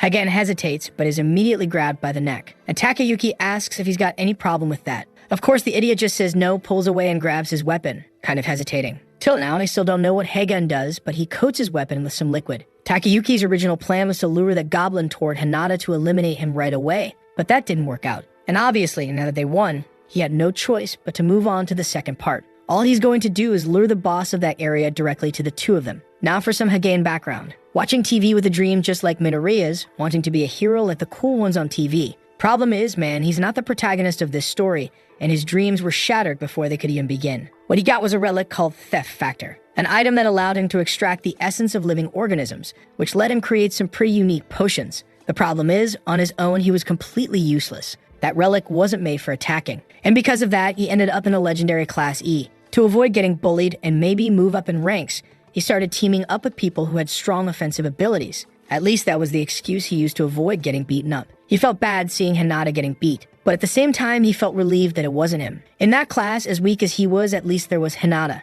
someone even weaker, who took all the hate. But the boy never gave up, right, man? And somehow, he managed to grow stronger. The person he thought was the weakest ended up evolving enough to not have to take it from anyone anymore, while he, on the other hand, was still just following Takayuki around like a slave. Hinata worked hard, got stronger, and now all he felt was rage when he looked at him. And that's why he did this, man. Takayuki threw a strange liquid onto his hand and slapped it onto our boy's back. Hagain seems to regret it, but now it's too late, isn't it, you bastard? One of the guys in the group with the glove stretches out his arm and a drone starts flying overhead. Right away, Takayuki says the rest is up to him now. You better not mess this up. The attack hits the boss right in the belly, and it lets out a roar. Takayuki compliments him, saying that this unit really reacts quickly. That berserker pheromones seem to work pretty well. Any creature injected with it would attack the people who were marked as the targets of the potion. He didn't think it would work even on the boss of that area. But while Takayuki is saying that, Hagam repeats to himself that he shouldn't be doing something like this, which is making the bastard even angrier. The damn guy who pulled the trigger, and now he's acting all dramatic. If he were really someone with any morals, he wouldn't have accepted being pressured into doing this in the first place.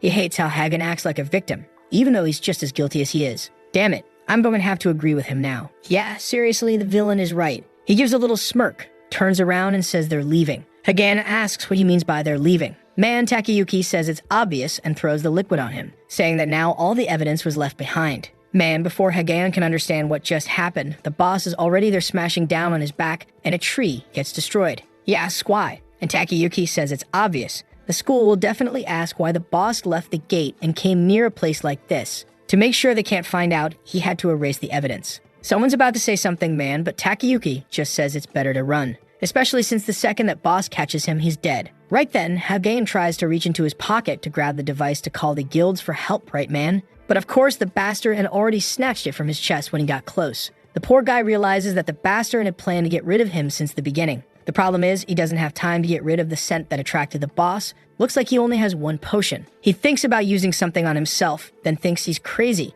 He hits a blood vessel or something, man. I don't even know what happened. But we're back with our boy, who just took down another goblin. Akain praises him, saying that at this rate, they'll at least advance to Class D. When suddenly he feels something coming his way, and boom, a flying kick. Damn it, someone threw a white liquid that hit all over his body and face. He's wiping himself off, asking what kind of weird stuff is this, and in front of him is the wrecked Hagan. Ah, actually, that wasn't the liquid that makes someone be hunted. It's the one that neutralizes the scent. And he falls to the ground, saying that at least now Hinata won't be hunted. Hinata's about to ask what's going on, seeing him all beaten up, but he just tells the two of them to get back. And man, while being attacked by the boss, he says that this is the end of the line for him. But of course, right folks, 1 + 1 = 2. Our boy activates the suit and jumps in to shield him. But even with the suit activated, he gets smacked away from a distance. Our boy asks if he's okay, and Hagan says yes, but wants to know why he jumped in to protect him like that. To which our guy says it's because they don't know if this is really the end for him or not, and he's not the type to give up on things. Meanwhile, on the outside, everyone's kind of confused about the situation. They were sure that Trio wouldn't stand a chance against the boss of that area. Sherry immediately gives the order, telling them to get in there and help the boy before they all die. A chimera like that, classified as rank C2, would be impossible for them to beat. She then notifies Tsushima that for a creature like that to be there, someone set something up. A portal boss never leaves its position unless something strange attracts it. That's because if the crystal it protects is destroyed, the whole portal collapses.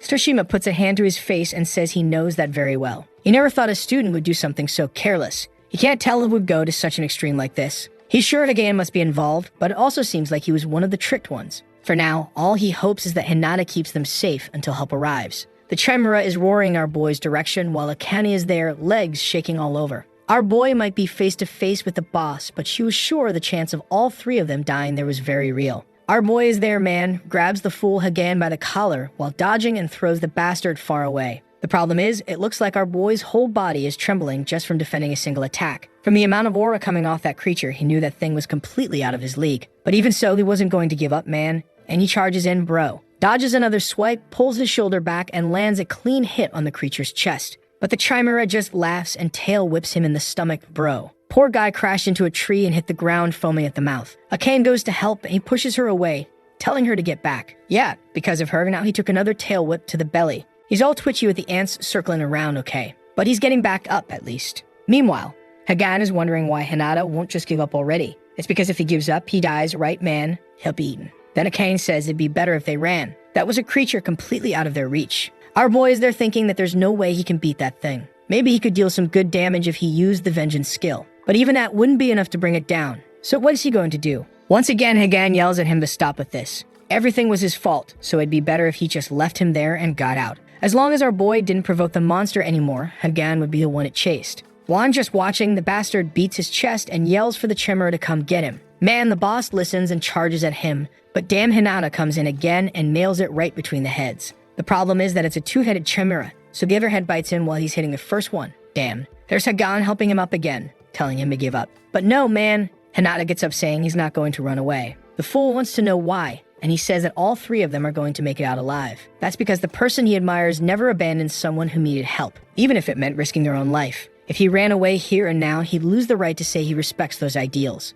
Man, I'm actually starting to like Hinata. Hagan's over there getting emotional while our boy is dodging more tail swipes. Our boy is only defending so far, man, wondering how much longer Delbdoras is going to take to arrive. Another attack coming in his face, Akane suffering, and he gets crushed. Meanwhile, from far away, there's that bastard Takayuki grinning like the damn Joker. And damn, with that, he completed a mission. And the condition for that mission was death. His reward was once again that guaranteed audience thing. In other words, our boy actually died, folks. He's already shown up in the sky. He's looking around all weird, until someone says he finally showed up. Little smirk, she says she thought he was going to arrive earlier. Ah damn, I thought she was going to be some friendly girl, but it's a child. Well, the person there, who says they were waiting for their master. I'm getting more and more confused. He's just like me, right? Wondering where he is, who that weirdo is, and what's going on. Looking at his hands, he's sure that a second ago he was face to face with the portal boss. The child from the sky says that he had died. Or, to be more exact, right now he was between life and death. And the only reason he couldn't be considered someone who had already died is because he was summoned there. He's confused by this crazy girl who keeps teleporting all over the place,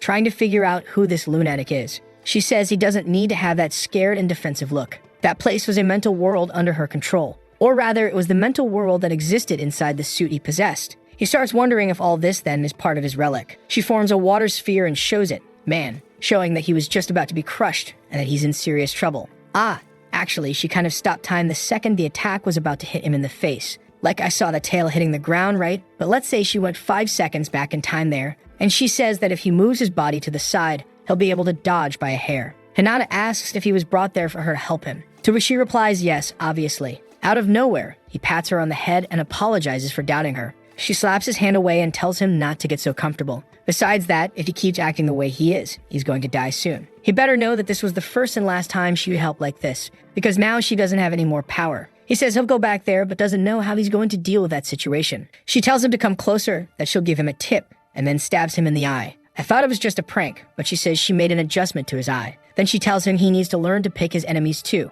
The creature he's fighting isn't one he stands a chance of beating. Not to mention he was being too direct in how he fights. In a hopeless fight like this, first he should focus on understanding and making a good read of his opponent. The bastard is more worried about figuring out who she is exactly, why she's inside his relic. She smiles and says she's just a nameless traitor. Obviously, he still doesn't understand anything, but she says time's up. He starts sinking down into the ground and tells her to wait, saying there's still a lot he wants to know. But she only says that the stronger he gets, the more answers he'll find. But first, he'd have to pass this test. And maybe he should start asking himself why humans received those weapons known as relics. And also, who was responsible for bringing the war to Earth. The poor guy is asking for answers, but instead he's just getting new questions. While he sinks, he asks himself why she's doing this. The girl only smiles and says she'll be seeing him again soon, Inada Sahi. Right then, our boy opens his eyes and the tail smash explodes into the ground. Akane is on her knees thinking he died, man. But from the middle of the smoke, a silhouette appears and she already smiles. The rascal dodged it, pulled a Cirque du Soleil move, and landed smoothly on the ground. Once again, Akane says it's better for him to run before it's too late. But he says, no, man. I want to know, where are those damn people from that Deldora's guild, man? They coming by cartwheeling? Meanwhile, the minion's just staring, eyes shining, man. The chimera jumps out from the smoke to grab with both arms, but he just steps back. Akane is surprised. Even the chimera looks a little confused. It tries to strike again. He He pulls back, 2 more attacks come, and he keeps dodging. Suddenly, it looked like his eye had become really sharp, says Akane. An attack from the right, he slips out. Another from the left, he's out again. It's not that he was reading the movements exactly, but that he was sensing the monster's malicious intent, he says. Even so, he was terrified, because he had just gone through a near-death experience. But for that same reason, he could now clearly read the enemy's movements. He's preparing a punch when those damn Deldora's folks finally arrive, saying go save him already. But they stop the moment they see Takayuki there, sweating and in disbelief. After taking all that damage, Hinata activated Vengeance and charged in man. The Chimera came in for another hit, but he slipped out of its claw, pulled his arm all the way back, and along with Vengeance, he activated the Rage Fist. Landing a blow right in the boss's ribs,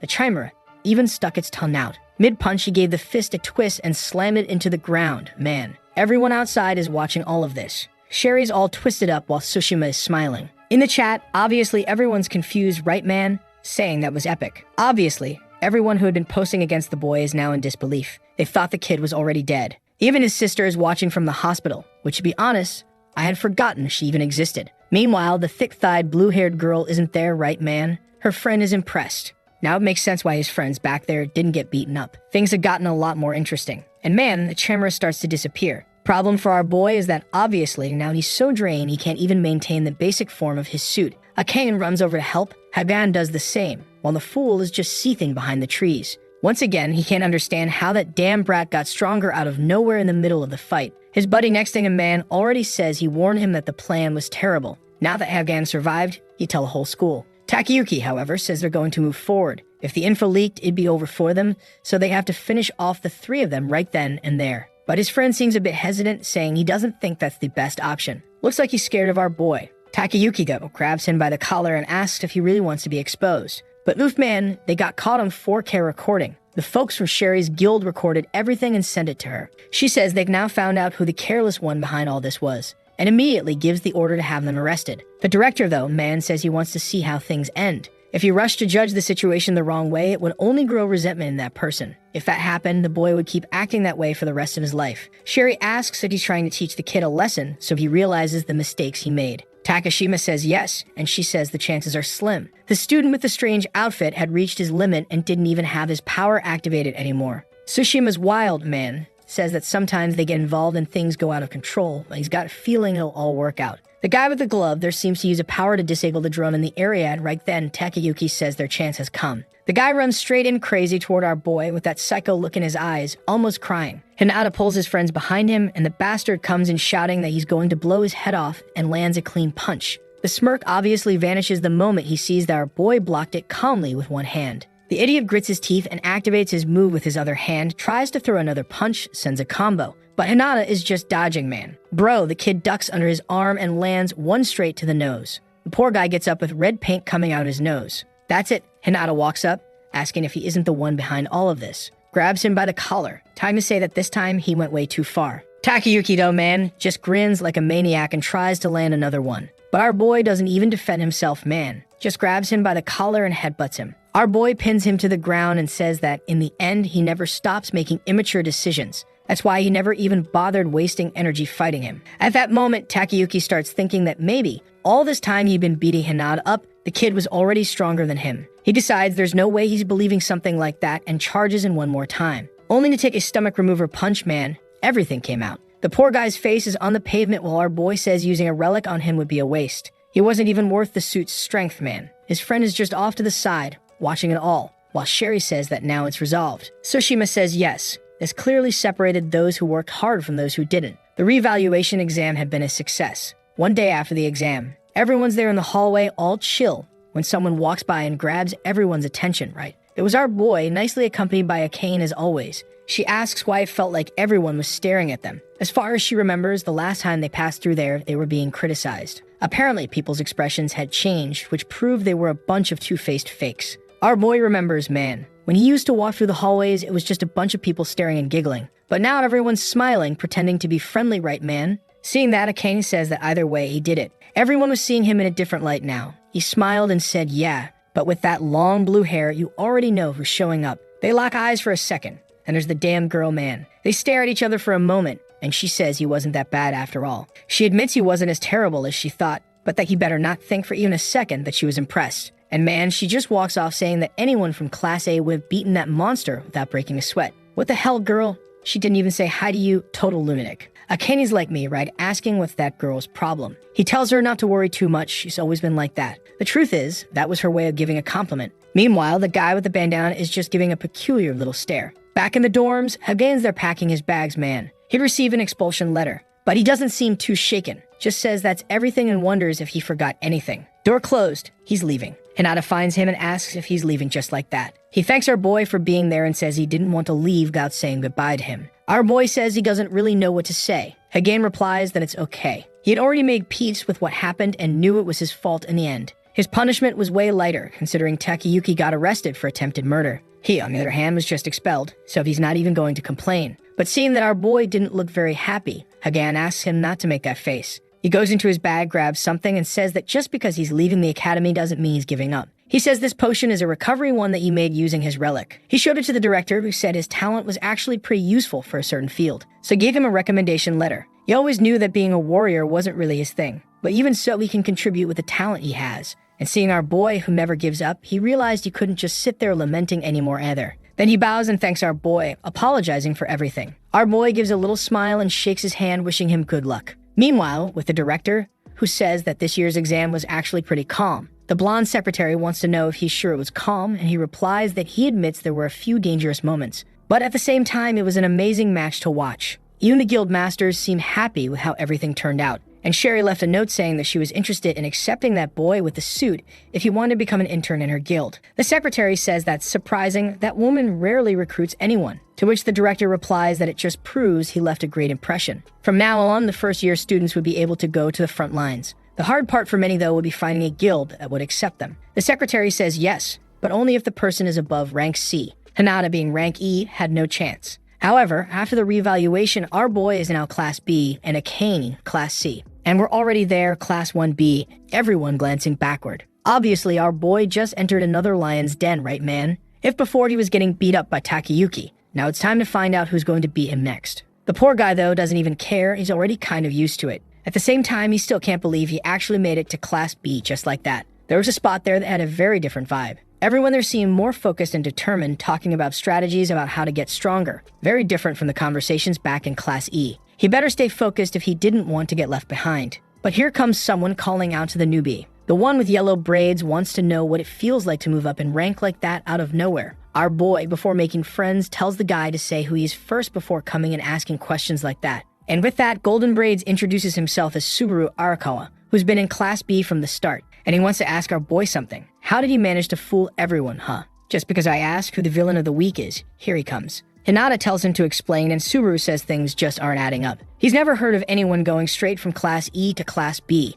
and that's why everyone there is wondering if he's really skilled enough to be in that place or if he cheated. He slams the table and tells him to admit he was helped by the Deldora's guild. But the idiot is just embarrassing himself. Hinata is just looking at him, not caring in the slightest. The guy's still slamming the table, wanting to know why he's so calm, while our boy realizes he's met Takayuki 2.0. Sometime later, the teacher says that until the next year's revaluation, everyone there would stay in Class B, and he comments that he sees only a few unfamiliar faces. But the main point is that they need to understand that their true goal is to aim for Class A. To give them an idea, only one person moved up to that class, which makes it clear how big the difference in strength between the two levels is. And anyone who wants to catch the eye of a truly powerful guild needs to close that gap. Subaru asks the teacher if he's not being too harsh. They weren't just sitting around doing nothing. It's just that the training portals weren't even good enough for real training. That's why he wants to know how they're supposed to improve. The teacher says that's a fair point, which brings him to today's topic. All students above Class C would receive temporary licenses. That would serve as proof of the skill they had. Basically, they'd get access to portals in the real world, both rank D and rank C.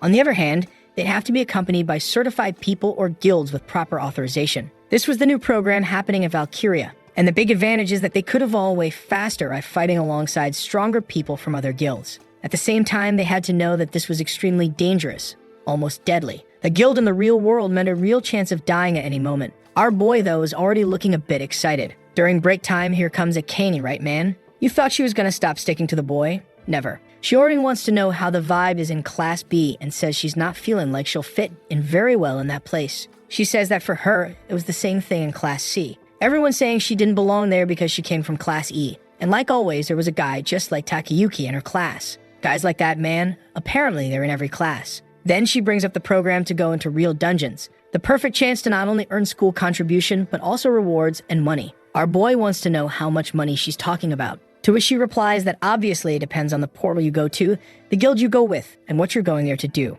But at the very least, it'd be way better than the money they earn killing those training goblins. Hinata's excited. He's finally going to be able to earn real money even while still in school. That would already help him start getting money to support his mother, who's still in the hospital. Not to mention that the training portals weren't all that useful anymore, and his suit was kind of stagnating. This intern program would solve all his problems at once. He asks where to sign up, and she says there's a board already up in a part of the school. Right away, he gets up saying he's going there, but she says he doesn't need to rush. It looks like they'll be accepting applications for a while before they start deciding who to take, and says they can go together after class today. Our boy smiles, says he got it, until he sees that damn blonde girl right there next to them, asking if she can come along too. No one's surprised, and Akane just asks what she's doing there out of nowhere. She explains that Class A is right next door, so she just passed by, saw the two of them, and came over. And she's impressed that, just like Hinata said, he managed to reach a high-ranking class. And now that he's there, there's nothing weird about them doing things together. She goes on to say they could even apply to the same guild, but he just says no way. Poor thing's sitting there, teary-eyed, wanting to know why not man. He responds that he wouldn't be able to train or learn anything if she's around. Sumaru's off to the side and realizes that this is Saki from Class A, one of the strongest students.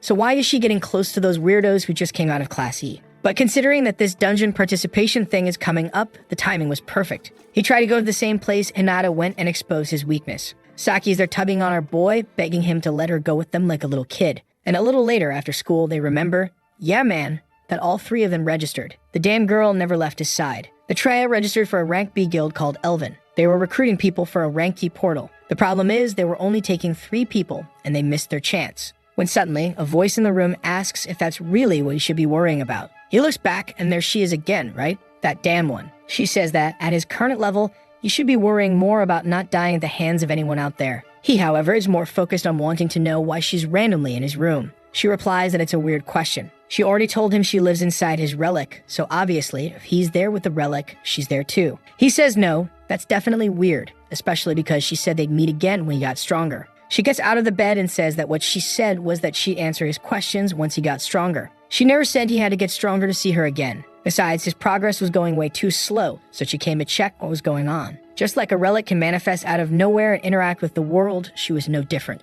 Our boy, however, just keeps staring, asking her to finally say who she is. The damn girl says again that she already told him. She's a nameless traitor. But if he wanted a name to call her by, he could use Nanashi. Apparently, Nanashi in Japanese means something like anonymous or nameless, right? So it's basically a name for someone without a name. Next day, Akane is asking if, there's something wrong. He says no, while Nanashi is clinging to him. He says he'll ask one more time and teases her, asking if she doesn't see anything right there beside him. She gets startled, wanting to know what that crazy talk is. Is he surrounded by ghosts or something? He replies no, and that he was just messing with her. But it's already clear that he's like a Rep 2.0. Just like a player's status window only appears to the user, she must work under the same principle. The damn Saki shows up already wanting to start a chat with the two, asking if they're always going to eat together. Before they can respond, she already sits down, and Akane is already saying that Hinata's acting weird and seems to be surrounded by ghosts. She makes a scared face while Hinata is trying to figure out what kind of weird group this is. Meanwhile, Nanashi is right there, man, wanting to know when he's going to start training. She already warned that the level he's at is way too low, and if he doesn't start training soon, he'll get killed by just about anyone. Man, people are pissed that this damn girl spends 24 hours a day in his ear telling him to train. He tried to get some more information, but she only said that telling someone as weak as him wouldn't help at all. What he can't figure out is what her goal really is. Suddenly, the door opens and a guy says he finally found them. It's Mr. Takashima from Class E saying he's impressed that the two girls made it into Class B and C. The boy asks what's going on. Takashima hands a paper to both girls, saying it's his job to inform students who are accepted and deliver this. The two of them are glowing while he says that obviously, this shows that the guild accepted their participation. Hinata, looking crooked, wants to know where his is right man, to which Professor Kinakari says he didn't make it man. They'd accepted another student from Class A instead. Seems like they're in need of a long-range support role rather than someone like him. Right away, Subaru says that if that's the case, he wasn't chosen either, because he's not a support at all. Saki is about to apologize and say she won't be going, but the guy cuts in and says that if she doesn't participate in this one, she won't be able to take part in anything else for the next 6 months. She slams her face on the table, realizing she's got no choice, until Takashima calls for Hinata and tells him he's received a special offer man. And look where it's from, Deldora's right, my boy. Ida. But Nanashi is just watching from the side. After school is always there he is, back in the portals. The problem is that these goblins are way too easy now. Nanashi immediately comments that at this pace, he's not going to get anywhere. Even the system notifies him that he can no longer absorb mana stones from hobgoblins. Our boy realizes this place has now literally become useless to him. All he wanted was to increase his durability by 5 more points so he could use the power suit as long as he wanted. So he asks if there isn't some way for him to get stronger, to which she replies that the plans she has for him are way too dangerous. Any place she suggests would be a death sentence. Then she asks how his eyes are doing, the one she gave him, the ability that let him predict an enemy's next move. It was impressive. Only problem is that it barely lasts at all. Nana, she explains, it's because his intelligence stat is way too low. He wants to know exactly what that attribute does, and she explains. It's the ability to materialize supernatural phenomena through logical reasoning. Ada, man, you already need to be smart. Just understand that. And since our boy's stat is low, he asks her to explain it properly. To sum it up, she says it's the power you need to use more magic and skills. That's it. He comments that he's heard of monsters that use magic, but had never seen humans do anything like that, since everyone fights using relics. She explains that under the right conditions, intelligence can manifest in any person. However, the abilities created through that intelligence vary from person to person. She sees that his intelligence stat is 5 and wonders how he can be so trash like that. Then she walks off and says that since that's the situation, there's only one method that'll help. He asks what method, and she says he's going to try his luck in a rank C dungeon. He needed to learn that his biggest problem is that he doesn't know how to fully use his skills. Man, she opens the portal right there with her finger, saying that if he truly wants to get stronger, all he has to do is step in. Our boy hesitates for a second, right man? A portal in the real world. You go in, you die. Swallows hard, but walks toward it. As soon as he steps in, he finds himself in some kind of catacomb, like an abandoned place. When suddenly, a flash of light at the end of the hallway shines and bam,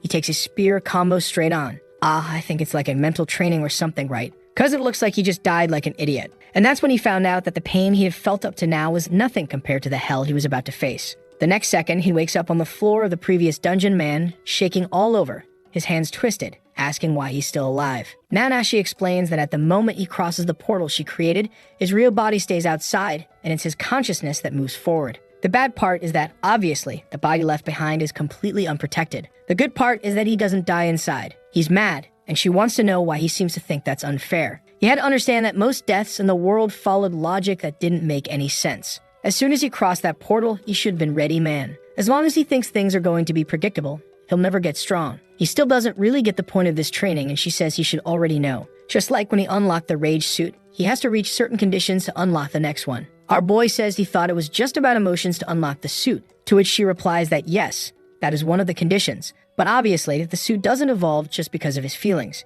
Then he asks if she's saying that to evolve it, he has to clear that portal, no matter what. She replies that that's not quite it, but that portal would be the perfect shortcut. She says it's time for a change of scenery, man, and the next scene, he's face down on the floor of his room. She knows that for him to unlock the next suit, he has to prove the strength and determination he holds. Death by nature always carries a certain feeling of unfairness, and now is time for him to prove he could survive it. Man, it's full on Dark Souls. Step on the floor, trap from the ceiling opens, and he gets skewered from the ground up. Before the poor guy can get up, he sees the boulder coming, and crushed. The boy wakes up in his room again, screaming in despair while she's just standing there looking at him, all bored. A glance behind him, and off he goes again. But this time, he stops right in front. She asks if he's scared, and warns that even if he is, he should dive in headfirst without hesitation. The people who stay in the fight, even when they're afraid of death, those are the ones the world calls heroes. Next morning, there's our boy walking the halls full of dark circles. Man, our boy's tough, but after that second death, he couldn't bring himself to go into the gate again. That's because back during the exam, he didn't know he was going to die. It caught him by surprise.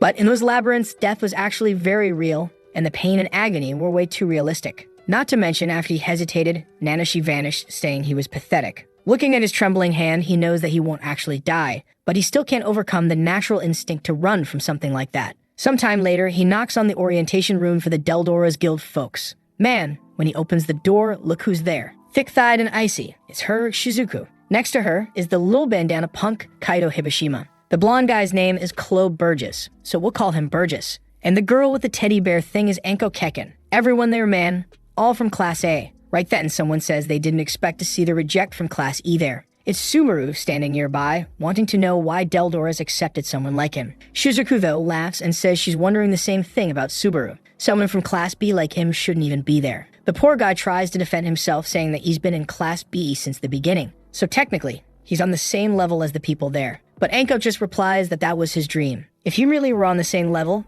he would have moved up a long time ago. Subaru's pissed off because apparently this Anko girl used to be in Class B and managed to move up to A while the loser got left behind. She asks if Chloe agrees with her, and he just says he's not interested enough to have an opinion about him. The guy in front of him didn't even seem strong enough to be a good training partner. Subaru is over there yelling, saying that he's not weak like that guy behind him, while our boy couldn't care less. Suddenly, our boy hears something, man, and in the blink of an eye, some attacks come flying. He seems to grab at his stomach, and Subaru hesitates. Burgess says that's why he doesn't stand a chance against someone from Class A. Looks like his ability is to control transparent knives. The guy's relic was called Phantom Dancer. League of Legends vibes, man. We got budget Ezreal here. And he's surprised because our boy managed to grab one of his little knives. Right away, both he and the bandana guy are interested. Meanwhile, Shizuku's just dealing with our boy. She asks why he's shaking and sweating. Seems like she already figured out he didn't belong in that place and that it was pathetic. Our boy goes to say something, Sumaru too, but she just tells both of them to give up if they're not ready. Weaklings like that would only get in the way, man. Our boy tries to say something to defend himself, but the door opens and the teacher asks if everyone's there. Everyone goes quiet, he tells them all to sit, while the damn girl just keeps staring at our boy, who's there clenching his teeth in anger. All the details are given out, and a little while later, Hinata's back home already calling for Nanashi Man, saying he wants her to show up now and open that portal, cause he's diving in. She appears and wants to know, what changed, what's up, where's that determination from? She opens the portal and asks if he got humiliated by that woman or what, to be all fired up like this. The bastard answers that she was listening the whole time anyway, so why bother asking? Our boy's feeling awful, because when she said he wouldn't do anything besides get in the way, deep down he kinda knows it's true. Right now, he doesn't have the strength to go head-to-head with those guys. He's just a coward. But no way was he gonna stand still after hearing someone say something like that about him. Now his determination was stronger than ever. No matter what happens, he's not giving up. And the system says that his courage triggered a secret reaction in his suit. Next chapter, and we're back in the mental dungeon. Our boy walks down the corridor until suddenly he has to dodge some spikes. He says he needs to keep his eyes more open and calculate his decisions even more. Everything in this place seems to have a certain pattern and to move for a certain reason. The glow comes from up ahead. He already knows something's coming. However, at the same time, some kind of little shooter appears on the side, and there's light shining from all directions. But the rascal manages to move forward, dodging the spear spikes, throwing a somersault. However, as soon as he backs up, two more come right at his face and he has to do the laser challenge there. Then a disc comes, my god, what is this? He stepped there and fell into the hole. Man, this thing is really hard. Isn't there any mob in this place for him to kill? And there he is, the boy gave up and went running on the court instead. It's easier. Life was not going well for the boy, but he rested and went back to the dungeon. He came back to the dead room after getting crushed by the rock again. He did push-ups with Nanashi on his back. For God's sake, minus 15 years in jail for this boy, and he's back in the dungeon getting hit in the arms with a stick. But the boy resisted the pressure and now he's face-to-face with a gargoyle. Finally, a monster showed up for him to kill. He goes in to land a punch. And in that moment, once again, he activates something on the suit for showing determination. He had acquired the abilities concentration and super reflexes. Concentration, guess what, right? Lets him concentrate. And beats super reflexes if you guess it. I won't even tell you. Next scene, it was the first day of the dungeon. But now, right, man in the real world. The netizens program over there was about to start. And the guys want to know who's buying all these boxes. A blonde guy named Jin Katsumata shows up and calls for the leader, saying that the preparations were almost complete. She says she got it, and mentions that she seems to be in a pretty good mood and wants to know why. The sly one says it's because today the Valkyria students would be joining them for the first time. And considering how much help they need, she's happy to know a bunch of people with potential are arriving. The guy asks if she's excited about the student Shizu, and she says yes. Besides her, there were a few other people who had caught her attention. Even the student who's always in a suit is coming. Katsumata wonders if that's the guy named Hinata. Last time he saw that kid, he didn't really seem to be all that good. Not to mention that, considering he had trouble against a chimera, he must be the weakest person who's going to participate. But just then, Sherry says that they've arrived. Our boy's group arriving on the scene. Actually, it was the group that didn't want to have our boy. The teacher says he's leaving everyone in her care and she thanks him. Right away, Shizuku comes over and bows. Yeah, that little wretch. When it's with the stronger ones, she comes full of respect, I want to see when our little guy becomes the badass if you're still gonna be bowing to him. The sly one is just looking at our boy from the side there, all curious. That's when Sherry speaks, saying that as they had all been informed, they would be entering a rank C dungeon. That explains the formation of her guild, which is an incredible strategy. One in the front, one in the middle, and one in the back. Really, it's a flawless plan. 4 of the students would be part of the vanguard with her. The rest, who came from Class B, would stay in the middle guard along with the others. The mission today was to kill the boss and seal a portal, which means everyone has to pay close attention. Besides that, she wants to make it clear that this wasn't some academy test. This here was a real dungeon. Her guild would try to protect them as much as possible, but they better be prepared because anything could happen. Shizuko comments that she didn't imagine a guild as strong as Deldora would still attack rank C portals, to which Sherry explains of course they do. Their mission is to protect the citizens from the portals so that everyone can live in peace. Besides, there are rules that define which guild gets which portal, and once that's decided, there's nothing they can do. Of course, she knows there are other guilds that prioritize money and reputation instead of duty. But Kureo wasn't one of those, and she's glad his granddaughter is there. The goth Annie thanks her, and with that, man, it was time to enter. Katsumata calls the two dummies and says they're going with him. He already tells our boy it's best if he doesn't wander off and stays real close, otherwise, well, he might end up dying. And Subaru out of nowhere comes in with a little shoulder bump, saying it's best our boy doesn't slow him down. We were already enemies, and now he wants to act all friendly. Get out of here. He asks if Katsumata is always on the middle line, and he replies no. This was a special situation to protect the two of them. Even though the Vanguard would deal with the creatures in front, at any moment a rank C1 monster could attack us. And that's why, once again, he's warning them to stay alert. The creatures the guy mentioned are rank C1, and our boy knows that the Chimera he fought was rank C2, which means the average level of creatures in there is lower than the one he already managed to beat. Of course, he still has to stay sharp because fighting one monster is completely different from fighting a dozen. And with that, we enter the portal and already appear in the desert. Rank C, the challenge of the starving beasts. As soon as they enter, there are already a dozen crystals on the ground that the Vanguard had cleared. Subaru looks out toward the horizon, wanting to know how they killed so many things. And my god, there goes Hinata messing up again. Equipped the suit, ran out, and kicked a rock for no reason.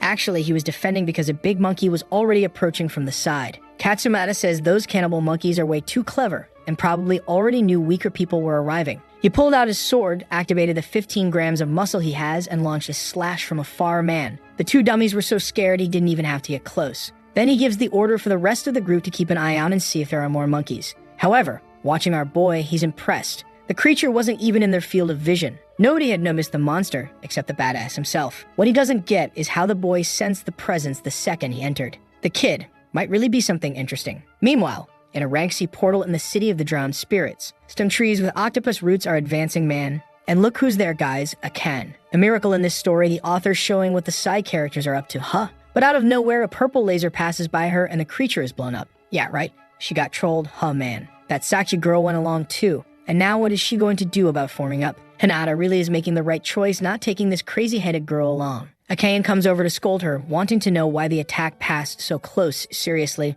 one step to the side and she would have taken it. But Saki just ignores it, tells them to finish this already and go home. Poor Akane. All she's got left is the lollipop. Just like Hinata had warned, she's not getting any chance to practice with her relic. And now she's wondering if at least she's managing to train a little bit with whatever she's doing. Girl, don't even doubt it, and take this kick to the chest. Little monkey comes in to punch, he dodges. Another guild guy tanks the hit. Hinata pulls up with a rage-fueled punch and smacks the other one on the head, and the little thing goes spinning, man. The guy next to him compliments him, saying he's not bad at all. Meanwhile, Subaru's just watching, must be all jealous, wondering how the guy who was the weakest in Class E can move like that. Apparently, he really did belong in Class B, while Subaru, who's been in Class B for ages, hasn't done a single thing in this damn dungeon. Fed up, he activates his sword, jumps in, and blows up the monkey's chest, saying there's no way he was gonna let Hinata take all the glory from this. His relic was a kind of gunblade, and doesn't that remind you? Reminds you of that series we saw, the one with the kid from the Yggdrasil cube. Isn't that weapon just like his?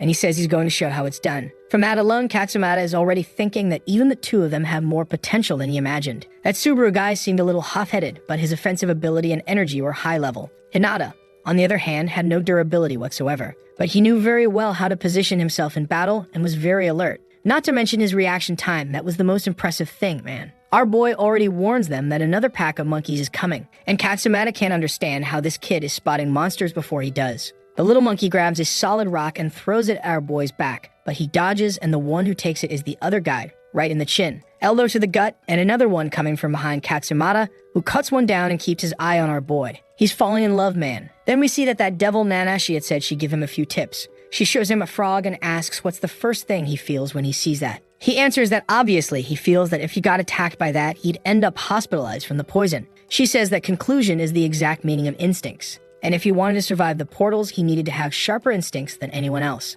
The ability to sense danger always started with a strange and small sensation about things around you. And he had to train to pick up on even the tiniest reactions. He hears something approaching and already jumps to dodge the monkey man. Mid-air, there's a rock coming, but the rascal gives it a flying kick. What the heck? Man, the boy really is the badass. One of the guys nearby takes note, calls out to Katsumata, and says there were too many monsters, considering the vanguard had already passed through. The blonde guy is a bit confused too. There really were too many monsters, considering that area was supposed to be cleared. He knows it's impossible that Sherry missed that. There were fewer than 10 people in the country with a 5-star relic, and she was one of them. Then there's a guy with a sniper aiming at him. What? Man, the guy was about to shoot, and our boy stepped in front, threw a rock, and broke the guy's aim. The real aid of the Pekit wasn't on point today, man. The guy already took off. Katsumata asks what happened, and our boy said someone was aiming at him. And the worst part, man, it was a person, not a monster. Right away, the leader is wondering if it might be some kind of dungeon criminal. He finds it strange that they be targeting a rank S guild, right? They must have a death wish. But once again, he's impressed with the little badass who noticed something like that. So he says his life was saved thanks to our boy. There's no way a rank S hunter would die from a sniper shot, man. You guys are really worn out, huh? Yikes, man. Right at that moment, a guy shows up asking for help, saying that the guild master was in danger. Confused, he asks what the situation is and what's going on. And there she is, Shizuka, just waiting for a skin-tight suit hero to come save the waifus. But before that, let's go back 30 minutes earlier when they entered the dungeon and Sherry said she'd explain everything. The Vanguard's job, obviously, was to go ahead and clear safe paths for the rest of the team. They would spread out as much as possible, but at the same time keep enough distance to still communicate. Shizuko quickly asks, right, if that doesn't seem a little dangerous. To which Sherry replies, that's how they deal with a rank C portal. One step forward, the creature comes to breathe on her, but she just raises his shield and with a flick of her hand, tears the creature apart, along with a bunch of monkeys that were mid-air man. She even says that she alone was enough to handle a rank A portal. The students are all trembling, while the bandana guy is thinking that, just like the rumors said, she was a monster. The poor little monkeys are all shaking and she says she'll leave those ones for them to deal with. A little while later, Shizuko and the rest of the group had killed a few, but she already noticed that these rank C creatures were way more dangerous than rank D. Sherry says they actually have pretty good potential and asks if the goth Annie from the deep web isn't going to do anything. Anko explains it's because of her relic. She can't do anything until she absorbs human stones from creatures they already defeated. Sherry says she can go get one then, and she says okay and goes to grab it, kinda hesitating. As soon as it's in her hands, the stone is absorbed and turns into a monkey plushie. Sherry seems impressed that the girl can reanimate a defeated creature. Even though the copy probably wouldn't be as strong as the original, it would still help a lot to increase the number of members in the group. She's just interested, saying she can't decide who's the best pick. Meanwhile, the real one was there with his sniper marked and says that she's in his sights. But when he was watching the girl, suddenly he trembles and she shoots a look man. From far away, she noticed a tiny movement, and he got shredded. What the heck, girl? What power is that? She even says he was pretty amateur in the end, since she felt his bloodlust. But then another crew shows up and everyone starts shooting. But now she just raises some barriers and that's it. She tells everyone in the group to take cover and starts sending messages. The problem is that the communicators aren't working, so she tells the guy in the group to go call for help from the others. Shizuko, with her 33 IQ, asks what's happening and Sherry has to explain they've been ambushed. Everyone's hiding while the leader thinks this doesn't make any sense. Normally, bandit guilds, wait for the team to finish the dungeon and then steal everything they got. But they're being attacked right from the start, and not only that, the bullets seem like real ammo, not relics. That wouldn't cause much damage, but on the other hand, they were already surrounded by monkeys. She immediately realizes the bastards had some way of controlling the monsters, and she tells them right away and they were going to have to deal with those creatures. While she's defending and Shizuko is cutting, the leader knows those guys are going to realize real soon they don't stand a chance. Whoa, man, but that's when something starts showing up under her arm. The enemy leader gives a command, and at the same time, everyone fires, and some roots grab Sherry by the feet. Whoa, man, she got immobilized for a second, and something hit her hand. Oh, damn, her relic mark disappeared. At the exact moment, the monkey tries to jump, and she tries to use magic. Obviously, nothing happens.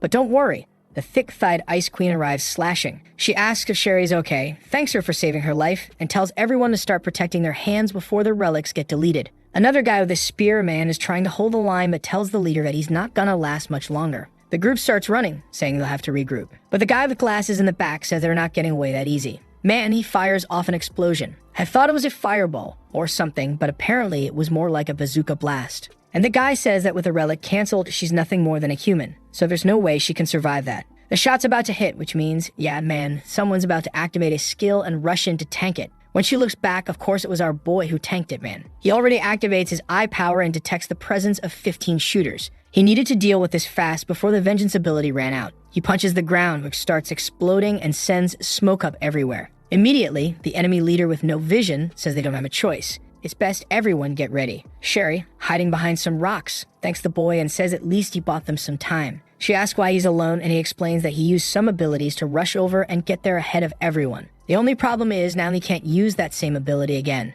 The cursed Shizuko then asks why he took that risk. Yumushi just tells her to shut up, but instead he says it was the leader, Katsumata, who gave him the order to go ahead since he's the fastest runner. Sherry knows that guy wouldn't give an order like that unless he trusted the boy, which shows he must have improved even more since the last time she saw him. Finally, he asks why the hell she's complaining if she got saved. She kinda hesitates and says it's true. But either way, she's sure that in the end, he's just going to get in the way. Oh my god, I already miss a cane man. Sherry's watching that and thinking she's finally starting to understand. Then she tells Shizuko not to say stuff like that. She couldn't use her relic, and they needed someone like Hinata around to give them an edge. Our boy asks why she doesn't use the relic, and she explains the story behind the weapon. At that, he asks his system, right? Asks Nanashi what's the deal, why the boss lady isn't able to use her relic. She explains that he doesn't need to speak. Just thinking is enough for her to know what he's imagining. And with that, she looks through the orb and says she really couldn't feel any relic energy coming from that woman. Her relic chest, which is something you develop when you touch a relic stone, was empty.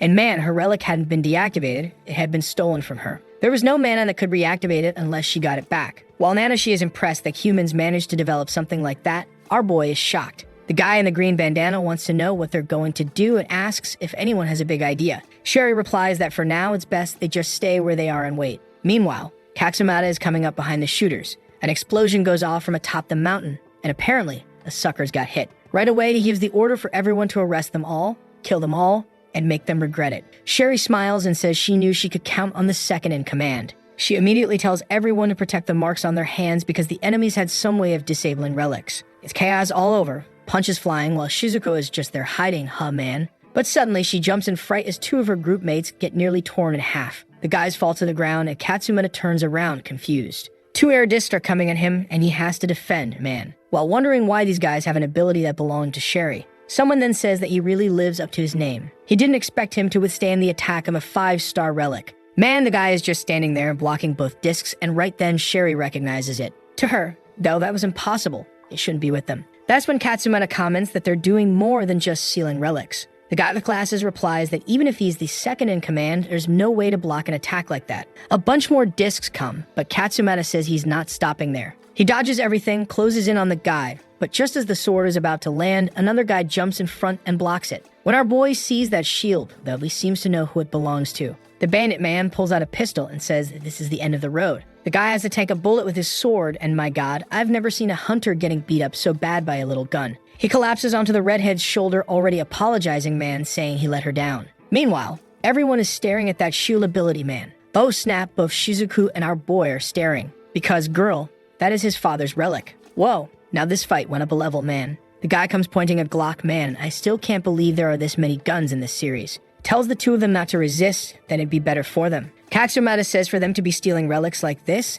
they must be mentally unstable. To which the guy replies that it's only natural for someone to want to have a powerful relic. After all, it was way more valuable than any gem they could find here. A long time ago, their group started wondering what would happen to a relic if its owner died. Some thought they would fall asleep or vanish along with the owner. But they discovered a way to extract them. And in that way, people who possess powerful relics became more valuable than any gem. Out of nowhere, Shizuka is all worried, telling Hinata not to get closer to that thing. Sherry says she's never heard of something like this, and apparently the fact that they're there makes it clear they were after her relic. The guy responds that it's a shame even a rank as guild ends up losing when caught in an ambush. While he's giving his speech, Hinata starts approaching, and the guy says it's their own fault for being so unprepared. Our boy is already surrounded, and the guy says they don't stand a chance, because the relic he holds is one of the most powerful. Looking at our boy, he asks if he's not that student from Valkyria. Looks like today wasn't his lucky day. The guy starts a little speech, but Hinata interrupts and brings up the shield relic they're using, asking where they got that. The guy with glasses says he's not obligated to answer, but if he had to guess, it came from some corpse they extracted the relic from. Right away, Hinata calls him a bastard, crouches down, and charges while activating concentration. The skill reduces his perception of time to 1/10. Everything feels a little slower. The first shot comes, but he just steps aside. Sherry gasps and dodges, but she knows he's going to take the second one. But here comes our boy backing off and getting away unscathed. She notices, though, that he still wasn't strong enough. The boy's reaction time was impressive. Probably that suit of his improved his reflexes. Too bad that still didn't change anything. In the blink of an eye, he's already about to land a punch, saying that everyone has a weak point. And man, I thought our boy was gonna dodge, but he takes a rock to the forehead. What the heck, kid? He goes rolling like trash. He tries to get up and already there's another attack coming, and it explodes into smoke everywhere. Katsumata jumps in shock and immediately charges toward the enemies. The guy, however, easily blocks it with Sherry's relic, saying that as long as he has it, it's impossible for Hinata to win. Out of nowhere, some guys pop up from the ground like armadillos behind him. Finally, the Valkyria students start doing something. That blonde dude there looks like he's got all the swag, but the bastard doesn't do anything. At least he started throwing a few little strikes. And the blue thick-thighed girl still tells him not to worry, that they cover his back. But while they're in the fight, there are some guys up on the mountain and another weird one behind a rock. It's Subaru, freaking out, saying he's not getting involved in this. Not even with 9 lives would he get out of that place in one piece. Even if it's the Deldora Guild, he can't see any chance of them getting out alive. And man, the class of folks are just watching with their arms crossed, and Annie from the deep web still hasn't done anything with the bears. Where's the monkey, Yume girl? The blonde guy is over there with the invisible knives when Katsumata calls out to him and tells him to be careful. But it's too late, and our sweet cold girl arrives for the block. Too bad she's not that strong. He still takes a shoulder bash either way. The guy who stole the relic says it's amazing. Just one of those was already extremely dangerous, and to think Sherry controlled 4 at once. Katsumata tells them they need to understand they're living in an era where humanity has to unite to defend the world. So why are they choosing to act like this? The guy answers that no matter how hard or good the times are, humans are greedy beings. And they were simply trying to steal for that very reason. There's no deep motive or anything. And not only that, but if you look at it positively, what they're studying makes total sense. If the research advanced, they'd be able to extract relics from any corpse. That way, no matter who died in battle, they could keep collecting better relics. Suddenly, Hinata says that doesn't justify what they're doing. He's alive right now because the very people they're saying are worthless and disposable saved him. That whole idea of it doesn't matter who fights was absurd. If he can still fight today, it's because he carries a promise that was passed down to him. With that, the boy's determination and courage activate a response in the suit. And it's time to see the new outfit. He unlocks the Brave suit. Rolling an update, and now the boy's looking like Sonic crossed with Speedo Sound Sonic from One Punch Man, you know, the one who got punched in the crotch. The enemies, who definitely aren't friends, are all shocked. The boy is stepping lightning, and the guy with the glasses is confused. The boy's relic suddenly felt stronger. But at the same time, he says it doesn't matter. That won't change anything. He tells our boy that if he stands still, he'll die in a painless way, so why not just do as told? Hinata, Vettel replies that he's more afraid of becoming someone who would surrender to someone like him. Disappears in a flash and hits him with a flying kick to the back of the neck. Man, the suit says he only reaches new heights when he's full of determination. The guy gets pushed, turns, and says the boy shouldn't think he's going to win. Fires off more attacks, look like it would hit. But our boy vanishes again, showing up behind him once more. This time, he serves a punch right to the chin. The guy is sent flying to the other side. When he looks back, where's the kid? Gone. Man, the boy now only shows up from behind. Another punch wins up, and one more to the chest, blowing him into the rocks. The guy looked like he was blacking out, and everyone was kind of stunned. Sherry's trying to figure out if he had been hiding his powers all along. Suddenly, someone says it's not over yet. The enemies are aiming at our boy, but they're already trembling. Hinata activates acceleration, which burns energy to go faster. He starts dodging everything and is already face-to-face with the other guy, and boom, one more slam into the rocks. Subaru, the coward, is watching man. What a shame. Right, he was the one who told the kid he didn't belong in the room, that he was a disgrace, and that he came from Class E. Now he's over there, leaning against a rock, saying he can't believe what he's seeing. How could the kid who came from Class E already be stronger than him? And what had he been doing this whole time? Now seeing our boy, he's questioning whether he, Subaru himself, even deserves to be in Class B. Then out of nowhere, now he's all red in the face saying that Hinata really is the badass. The rest of the group charges toward the shooters. Girl, now I hear an explosion. Sumaru, suddenly brave, goes charging toward the enemies, saying that from now on he wasn't going to retreat anymore. Girl, he was going to catch up to Hinata. Katsumata keeps attacking the guy with the shield relic while telling everyone to take advantage since they don't have the master's relic anymore. With that, the brawl's breaking loose right man. While the two dummies are just hiding without doing anything. Our boy is shining, going around beating everyone up while the guy with the green bandana is just watching. Sometime later, Katsumata wipes the sweat, asking if it's finally over. Subaru wants to know if those cheap-looking cuffs will be enough to hold those guys. Shizuku explains that they're rage suppression cuffs. They were strong enough to stop even awakened people, so guys like these would be easy. She even tells Subaru to start studying more before thinking about getting strong. Sherry is real calm, saying the situation is under control. Girl, are you not worried you lost your relic or what? Katsumata says it's all thanks to our boy, but unfortunately, right, he's passed out there after wrapping everything up. Man, he's drooling, completely wiped out. What's that? My boy got drained. He ended up like that because the Brave suit is too strong and it drains 1 HP every time it's used until he has more attributes. If Subaru hadn't jumped in to help, maybe he wouldn't have made it out alive. Clearly, he can't keep using that suit until he's sure his stats are high enough.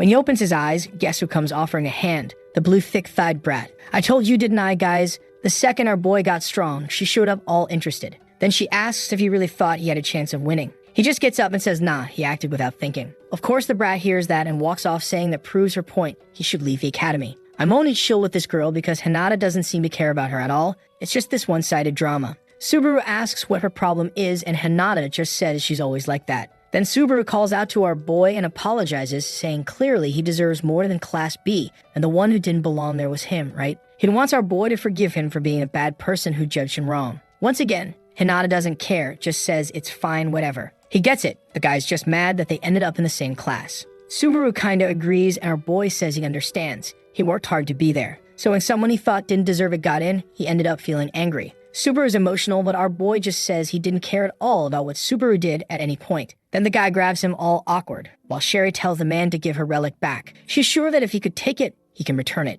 The guy of the class is about to say that's not possible when suddenly a green-haired dude appears and says, yes, it is possible. The guy calls him boss, but apparently the green-haired man just turns his head, man. Everyone's spooked. The guy turns and says that he wasn't planning to give it back to her, though. Sherry asks who he is and why he killed someone from his own group. But suddenly, they feel pressure around them and start trembling. No one could even move their own body. And the guy says for them not to panic. He doesn't kill people without a specific reason. That guy he killed, it was just because he acted without his permission. The plan was to grab him and then come back. But they succeeded and didn't return. Ignoring his orders and using the power like that, that's why they died. He then picks up a purple stone and says they were nothing but traitors to this place. Right away, Katsumata is sure that strange purple cube must have the relic inside. The problem was that his body was paralyzed. The guy then says they should have fought better before relaxing, thinking the fight was over. It's in the moment you think you've won that you're most open to a counterattack. Ah, they had a needle in their shadow, that's why they couldn't move. The guy tells them to relax, they'll be able to move again soon. Some of the group enter the shadow and say that things just got a lot easier in the situation. But then suddenly he says he almost forgot. He was going to take Katsumata's relic too. But man, at that exact moment, Hinata is already beside him saying that Sherry's relic wasn't leaving with him. The punch is already about to hit the guy's chin, and he wonders how that kid was even able to move. That's when he realizes that the brat had dodged the needle in the shadow. Even so, he vanishes right in front of our boy, who looks around wondering where he went. But the bastard appears behind him, coming from a veil of shadows to land a hit.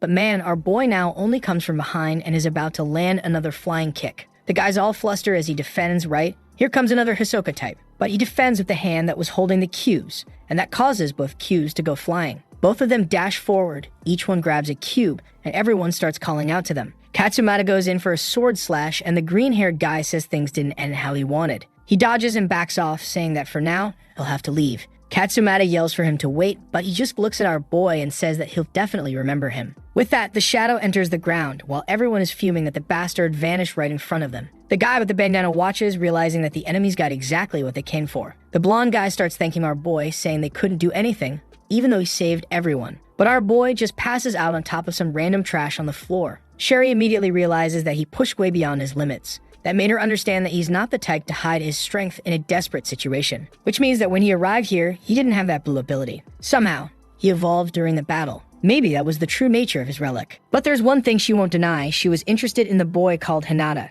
back at the monster department at one of those alliance meetings. Apparently, Sherry had just finished reporting everything that happened there. Kurita comments that he's never heard of this thing with relics being stolen, while Renpei says they'll definitely need to figure out a way to counter something like that. Sherry comments that it seems pretty simple. All they need is something to cover each person's hand. That way it seems the enemies can absorb anything. Ogai then comments that since she mentioned someone who uses shadows, only one person came to his mind, a criminal rank S guild known as Nilfheim. Apparently, their leader had the ability to manipulate shadows. Renpei says it's disgraceful. The world's already full of problems, and now another one like this shows up. Meanwhile, Nada, not suspecting a thing, asks what Sherry's going to do. Without her relic, she wasn't even really one of them anymore. Hey man, nothing suspicious about this guy at all, huh? Even Ogai tells him he's going too far. But humble Sherry says that he actually has a point. The relic they recovered wasn't hers. So from now on, Katsumata himself would be taking her position in that place. Kuro wants to know what she plans to do from now on. Man, she just says she's going to retire because there's something else she wants to do. I've never seen a woman so calm. They stole her rank S relic. And she's like, they stole it.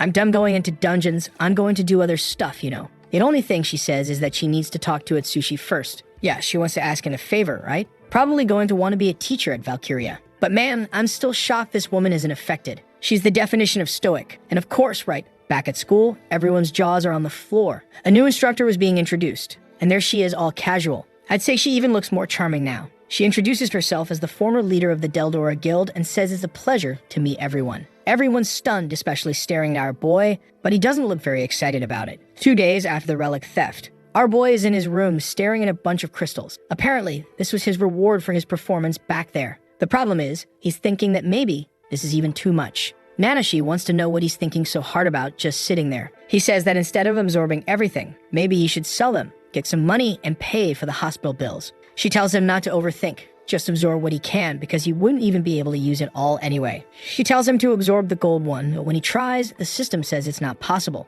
He would first need to defeat an earth lizard. Right away, our boy realizes there's no shortcut. You can't just buy stones and get stronger. So she explains that he needs to understand early on. To reach the maximum potential of this suit, he has to have unshakable willpower and discipline. He can't forget the feeling that activated that suit when he threw himself face to face against a formidable enemy without hesitation. Our boy's just there thinking about the list he received when he awakened that suit. He knows that his suit drastically boosts agility, which means that if that hadn't awakened, that green-haired guy would have definitely killed him. Considering all that, he knows it's not time yet to worry about money. In the same second, he starts absorbing all the stones. With 10 of the cannibal monkey, a requirement is fulfilled, increasing shield proficiency, impact resistance, and a bit of each stat. On top of that, now he can awaken the stats required to equip the rage suit. Now I'm not sure if this is a new suit or if it's like the red one he already had, but now he can use it freely, who knows. All I know is that the next day, the cute red-headed teacher shows up in his classroom, right man? Everyone thought she was going to be Class A's teacher, but nope, she's in Class B. And the director tells everyone to welcome her. Subaru's spooked, wondering how she's already here. It's only been 3 days since they left that portal. The director tells her to take it slow, observe the class until she settles in. But she just walks, heads to the back, and just stops there out of nowhere. She keeps staring at our boy, and everyone's wondering why. He's trying to figure out if it's because he saved the wrong cube and now she's mad at him. After the dungeon, the relic he managed to save was his dad's. He asked to keep it, saying it belonged to someone important to him. They apologized, but unfortunately, it was a very important piece of evidence. But being all sweet, she smiled, saying they'd take great care of it. Now he's in class wondering, what's going on? Why is she staring at me like that? He wouldn't be able to focus in class with a demon on his back. A while later, during break, there's Anko and the blonde guy eating. When he calls her, she already gets all awkward. That girl, right man, she's not all there in the head either. And Chloe asks her what her opinion is of that boy Hinata from Class B. She stands there thinking and says she thinks his outfit is kind of tacky. But obviously, he's badass, right? He's trying to know about his powers, not his appearance. What he wants to know is who would win in a fight, him or Hinata. Of course, the girl says he would easily win with both hands tied. Chloe asks that, but he's all insecure, remembering our boy's fight. His punches might not hurt that much, but he was really fast. Suddenly, Kaido approaches and asks why all the curiosity. He could just pick a fight with the guy and find out for himself. Plus, someone who thinks she's perfect for doing something like that was about to show up. Chloe says he knows. The exam of the certain military academy was coming up. Man, this place is busy, huh? There's always some event happening. Already in the corridors, look who's arriving, man. A Kang who's looking skinnier now. What happened? Artist ran out of energy. And now Subaru is glued to our boy, saying how amazing he is, that they should have seen how he fought. Akane sits down, finding this whole friendship strange, while Subaru's all smiling, saying they're childhood friends. Now he's part of the group that Hinata's part of too. Saki, though, already cuts in, says she's not going to be part of that mess. She barely knows Subaru, and he's already acting like he's part of the group. Hinata ignores their drama and asks Akane how her training went, to which she answers that it was just a Saki show. At that moment, she feels someone's presence at the door and asks if they know those weirdos standing there. I think the drawing messed up because those guys were supposed to be outside looking in. But they're outside and the girls are also outside. What's going on here? Subaru comments that strangely, those guys don't seem to be staring at Hinata the way that woman was in the morning. The two of them then enter the room, saying that since they've been noticed, there's no point hiding anymore. Saki comments that it's some guy named Beaver, one of the strongest students in Class A. He walks up to our boy and asks if he's that Hinata, and says that he should join the Man Equipment Research Team. There he'd be able to design any gear he wanted within the academy. The girl with the beanie is kind of hyping it up, right, saying it's amazing. She turns to our boy and says that ever since he arrived at this place, his combat power went from 3 to 3 million. Clearly, these two aren't all right in the head and are putting on a little show to convince the boy. Akane is a bit confused, and Subaru comments that it's way too late for someone to be recruiting now. At that, Hinata goes to apologize, saying he's not interested, when suddenly Sherry walks in, saying he shouldn't make a decision like that just yet. He should first take a look at the group before making a final decision. She's sure it'll be valuable for him. Everyone's a bit confused, and Subaru is obviously not even remotely interested in that. After school, Beaver welcomes everyone, And as expected, right? It's a man equipment lab. But our boy asks if they're the only members, and the guy says yes. He introduces himself, and the girl with the beanie says her name is Maho Nishikori from Class C. They had another member named Shuhagan, but yeah, man, he's gone. Our boy knows that that guy went to rest. Beaver comments that, as they know, their school is kind of military style. Because of that, sports and things like clubs pretty much don't exist.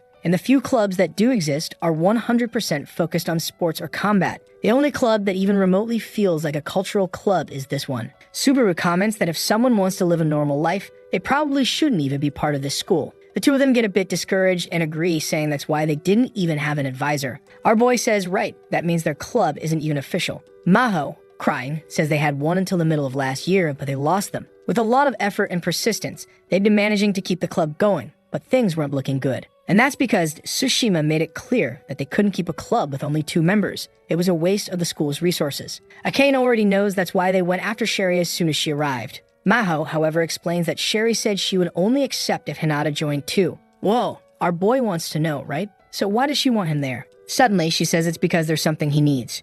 She shows him that skill cube and explains that mana equipment are tools that receive mana energy from the stones. Amazing. Some of these tools were strong enough to take down creatures from another world. The problem is, they were rarely used in real combat, since everyone preferred to use relics. Most equipment created nowadays was weaker than a 1-star relic. In other words, worse than our boy back when he was Saitama from the deep web. But by showing the cube, she thinks that seeing that might mean they need new perspectives on how to use that kind of item, the kind of equipment capable of making use of a relic that was stolen. It was information that hadn't yet been made public, but something needed to be done to stop those people. And at the same time, it would show that these tools had unknown potential. The goal was that in the future, when the monsters attacked, relics wouldn't be the only way they could deal with the creatures. Mana equipment would also be essential. Beaver, however, says that's not all. The equipment also had a certain charm. And the piece that embodied that perfection man was a combat suit that ran by using stone energy. The only problem was it burned energy so fast it couldn't be used for combat. But if refined, maybe it could make it work. Aken wants to know what his goal is with that, and he answers that it's to create a super robot. Strangely enough, our boy and Subaru get super hyped. Even Saki seems interested, and now everyone's chatting about it. Sherry turns to our boy and tells him not to focus too much on the robot, but personally, she believed it would be something good for him. Besides that, she wants to personally help him get stronger and unlock the full potential of his suit. At that moment, he realizes that the cursed woman had already figured out how his power works, and she comments that if they could somehow figure out how to reverse the effect of that cube, she could join his team under the excuse of research materials. Akane asks why our boy doesn't give it a shot. He had to remember that the Academy Festival was coming up soon. It looked like there'd be some kind of group competition, and having his own club would give him an advantage. After all, he was the one who said he wanted to take every chance he could to prove his worth. Hinata, as always, goes into thinking mode. Knowing this was a chance to prove himself, he says, all right, they could count on him from now on. Next scene, there he is inside Nanashi's generated portal. Another creature down, and he keeps walking through the corridors. As always, he's reaching this part tired, but not struggling much. The real problem was those 2 creatures in the room, the horse head and bull head. Both of them snort. The boy clenches his fist and charges in to land the first punch. One lands in the chest, but unfortunately, as always, no damage is dealt. The horse tries to grab him, but midair he teleports from behind and is already on its back. He activates Vengeance along with a rage punch, but once again, nothing happens. The horse laughs, and now the bull comes charging to strike with an upward axe swing, and looks like he got sliced man. He appears back in the room, realizing that he still doesn't have enough offensive power to deal with that. Not to mention that he can't keep dodging for long since the brave suit burns through his energy too fast. He's feeling kinda down, and Nanashi comments that things don't seem to be going well for him. She says she thought he had finally started making some progress, but apparently there's still a long road ahead. But that's fine. She'll tell him exactly what he needs. Obviously, at this point, what he needs is some kind of finishing move. He asks what she means by that, and she explains that with the new powers he's gained, most enemies should be defeated easily. However, that only applied to creatures he could actually damage. Against highly durable and resistant monsters, he had as little power as always. It doesn't matter how fast he is or how much he dodges.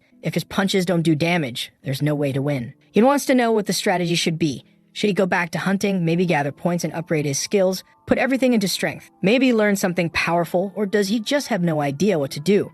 She says he's really looking at things the wrong way. No matter what skill he acquires, all of them are just extensions of the power granted by his relic. The real difference is in how he's applying that energy. She tells him to remember Shizuku, says that girl is arrogant, but she understood how to maximize the power of her relic. What she could do was infuse life energy into any object. But she didn't stop there. With that energy imbued into her sword, she was able to create projectiles and turn it into a kind of ranged weapon. It was the perfect example of turning a relic's unique trait into a completely different kind of move. He needed to do something similar, but using the cards he already had on the table. The next day, our boy is in class still thinking about everything she said. Looking at his abilities, he knew it was something beyond just activating one of them. Sumaru seems to get tired of the silence and asks why he looks so serious. He replies that he's trying to think of a super attack. Right at that moment, Tsushima opens the door and enters with Sherry, announcing that they need to start preparing, because the Military Academy Exchange Festival was going to happen at the end of the month. Officially, it was just a simple event for each school to observe the progress of the others, but on the flip side, that was just how it was presented.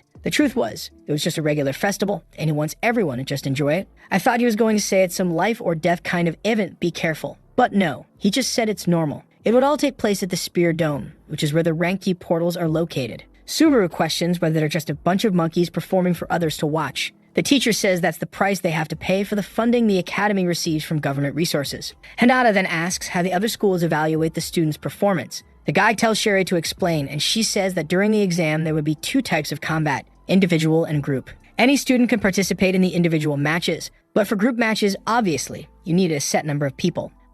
Not just that. You also had to be part of a group. Sumaru wants to know what the difference in rules is, and she says most of them are pretty similar. Only this year there would be a kind of special rule that still hasn't been revealed. Some fool asks if it's dangerous, and the woman replies that there's danger everywhere. That's just how the hunter world is, not to mention, they didn't need to worry since there would be rank as medics ready to save anyone. Back at the club after school, Beaver is celebrating, saying they'll finally have the chance to show their power to the world. Akane wants to know if they're already planning things out and what exactly they're going to do with that stone. Beaver explains that in this competition, every student is allowed to use any equipment they want. And if they start developing some mana tools now, they'll definitely have the best ones on the day. Man, now that I'm realizing it, this is just turning into a bunch of filler, right? Let's skip ahead a bit. The little robot made some food, they chatted, sent some stuff. Akane made another joke, threw two fingers. Now we're outside with Akane asking our boy why he's been feeling down lately. As he's about to answer it, he hears someone shouting up ahead, saying the other girl is taking too long. There's a little blonde there, scolding the current waifu. Looks like those ones aren't from his school, man. Yeah, you can tell by the uniforms, right? Another dude is asking why she even registered for this festival if she doesn't stand a chance. One more walks past, saying he's leaving early. Meanwhile, Android 18 tells her to get up already. They don't all day. The long-haired guy's angry, while the girl's apologizing. Man, I thought our boy was going to save her. Super heroic. But instead, he just nails her in the stomach. Even our boy flinched at that, and they don't seem to care much. 18 says kicking her like that is a bit much, but the guy just yanks her by the braid. He asks how the hell she plans on fixing all this mess after screwing up. She shouldn't have even signed up for this event being just a pathetic Class D. 18 says he's going too far, but she's the one who made the girl trip and drop everything. And the long-haired guy wants to know if she really isn't going to give up. She doesn't say anything, just throws the papers down and says she really is desperate. He goes in for another stomp, but now Hinata shows up and slaps the papers into his face, man. The blonde girl is startled while the guy asks who the hell he is. The waifu, on the other hand, is already totally in love with our shining boy. Our boy stands there defending her while the guy asks who he thinks he is to interfere. He charges to punch him, but our boy calmly catches it with no effort and says he's a friend of the girl he just kicked. And it looks like he is, man, because the guy's shaking and our boy tells him to apologize to Rin right now. The loser doesn't want to give in, but he's already realized the guy's way too strong. Rin asks our boy to calm down and thanks him, saying it's okay, that this was her problem, not his. Then the guy lets go. She goes to pick up the papers, hands them over, and tells them they can go ahead without her. The guy yanks his arm away and says this won't end here. The others ask if she's really going to let him lead just like that. She replies it's fine. She doesn't want to lose points over something so trivial. Hinata's confused, asking what points she's talking about. And the big-eyed girl's already blushing, saying that as always, he has a strong sense of justice. Look who's getting jealous, huh? Akane is just watching. The two of them chatting about him joining Valkyria. She jumps in, asking how long they've known each other. Our boy explains he's known Rin since childhood, just like Shizuko. Akane asks if she knows her, and right away, Rin doesn't look happy hearing Shizuko's name. She says that knowing she's one of the strongest at Valkyria just shows she's still trying to be the best, even though she was a piece of trash. Then she turns around saying she's leaving, but says she's looking forward to seeing Hinata at the festival. Later on in the club, the teacher hears about the fight. She asks if our boy landed one clean hit on each guy and knocked everyone down. Beaver comments that based on their uniforms, they must be from Odin Military Academy, one of the few places that still uses a ranking system based on points, which is kinda outdated. There wasn't much mystery to it, right, man? The more points you had, the higher you were on the pyramid, and the better your classes and lessons were. The idea was that keeping the students in this kind of system would make them always compete and improve. And the truth is that Odin actually did have a lot of talented students compared to other schools. The problem was that with the way they did things, they didn't foster teamwork at all, man. In the dungeons where Deldora sometimes brought along some members from Odin, the guys would see their teammates getting crushed and wouldn't do a thing. He even remembers a certain person who took every opportunity to step on others. Weaver says it's not like they don't use a point system here too. He believes this school probably has just as many bad people as Odin does. He then asked our boy if that friend he mentioned is part of the committee, and he says yes. So Weaver says to expect a very serious competition. That's because Odin's students do anything to earn points.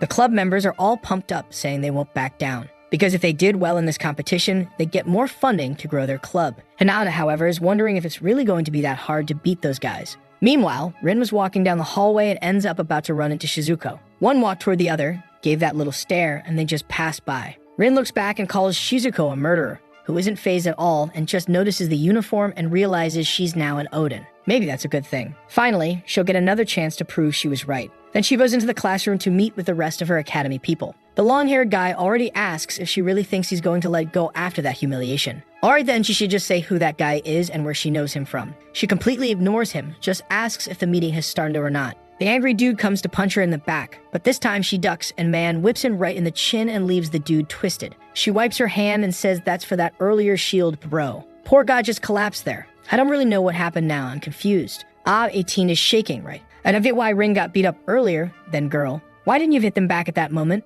To get rescued? Okay, fine, makes sense. The guy in front asks if she finally stopped pretending. Like she who dodged most attacks was really going to trip and drop some papers. Looks like she was just pretending to be weak and clumsy. And man, I thought that wasn't the case, but she said that's exactly it. She says that while she was there, someone she hadn't seen in a long time showed up right at that moment. The guy says it's not a good move to fool others like that. But the troublemaker just says that it's normal to want to look vulnerable in front of someone you like. And now she's impressed. Hinata was much stronger than she expected. That one's nuts, man. None of them are right in the head. A cannon is the only normal one. 18 is all confused, asking, why is she so strong if she's in Class D? And the black-haired guy explains that she transferred in the middle of the year. She only started earning points now, which is why she's still ranked so low. But her name is Rin Sakaman.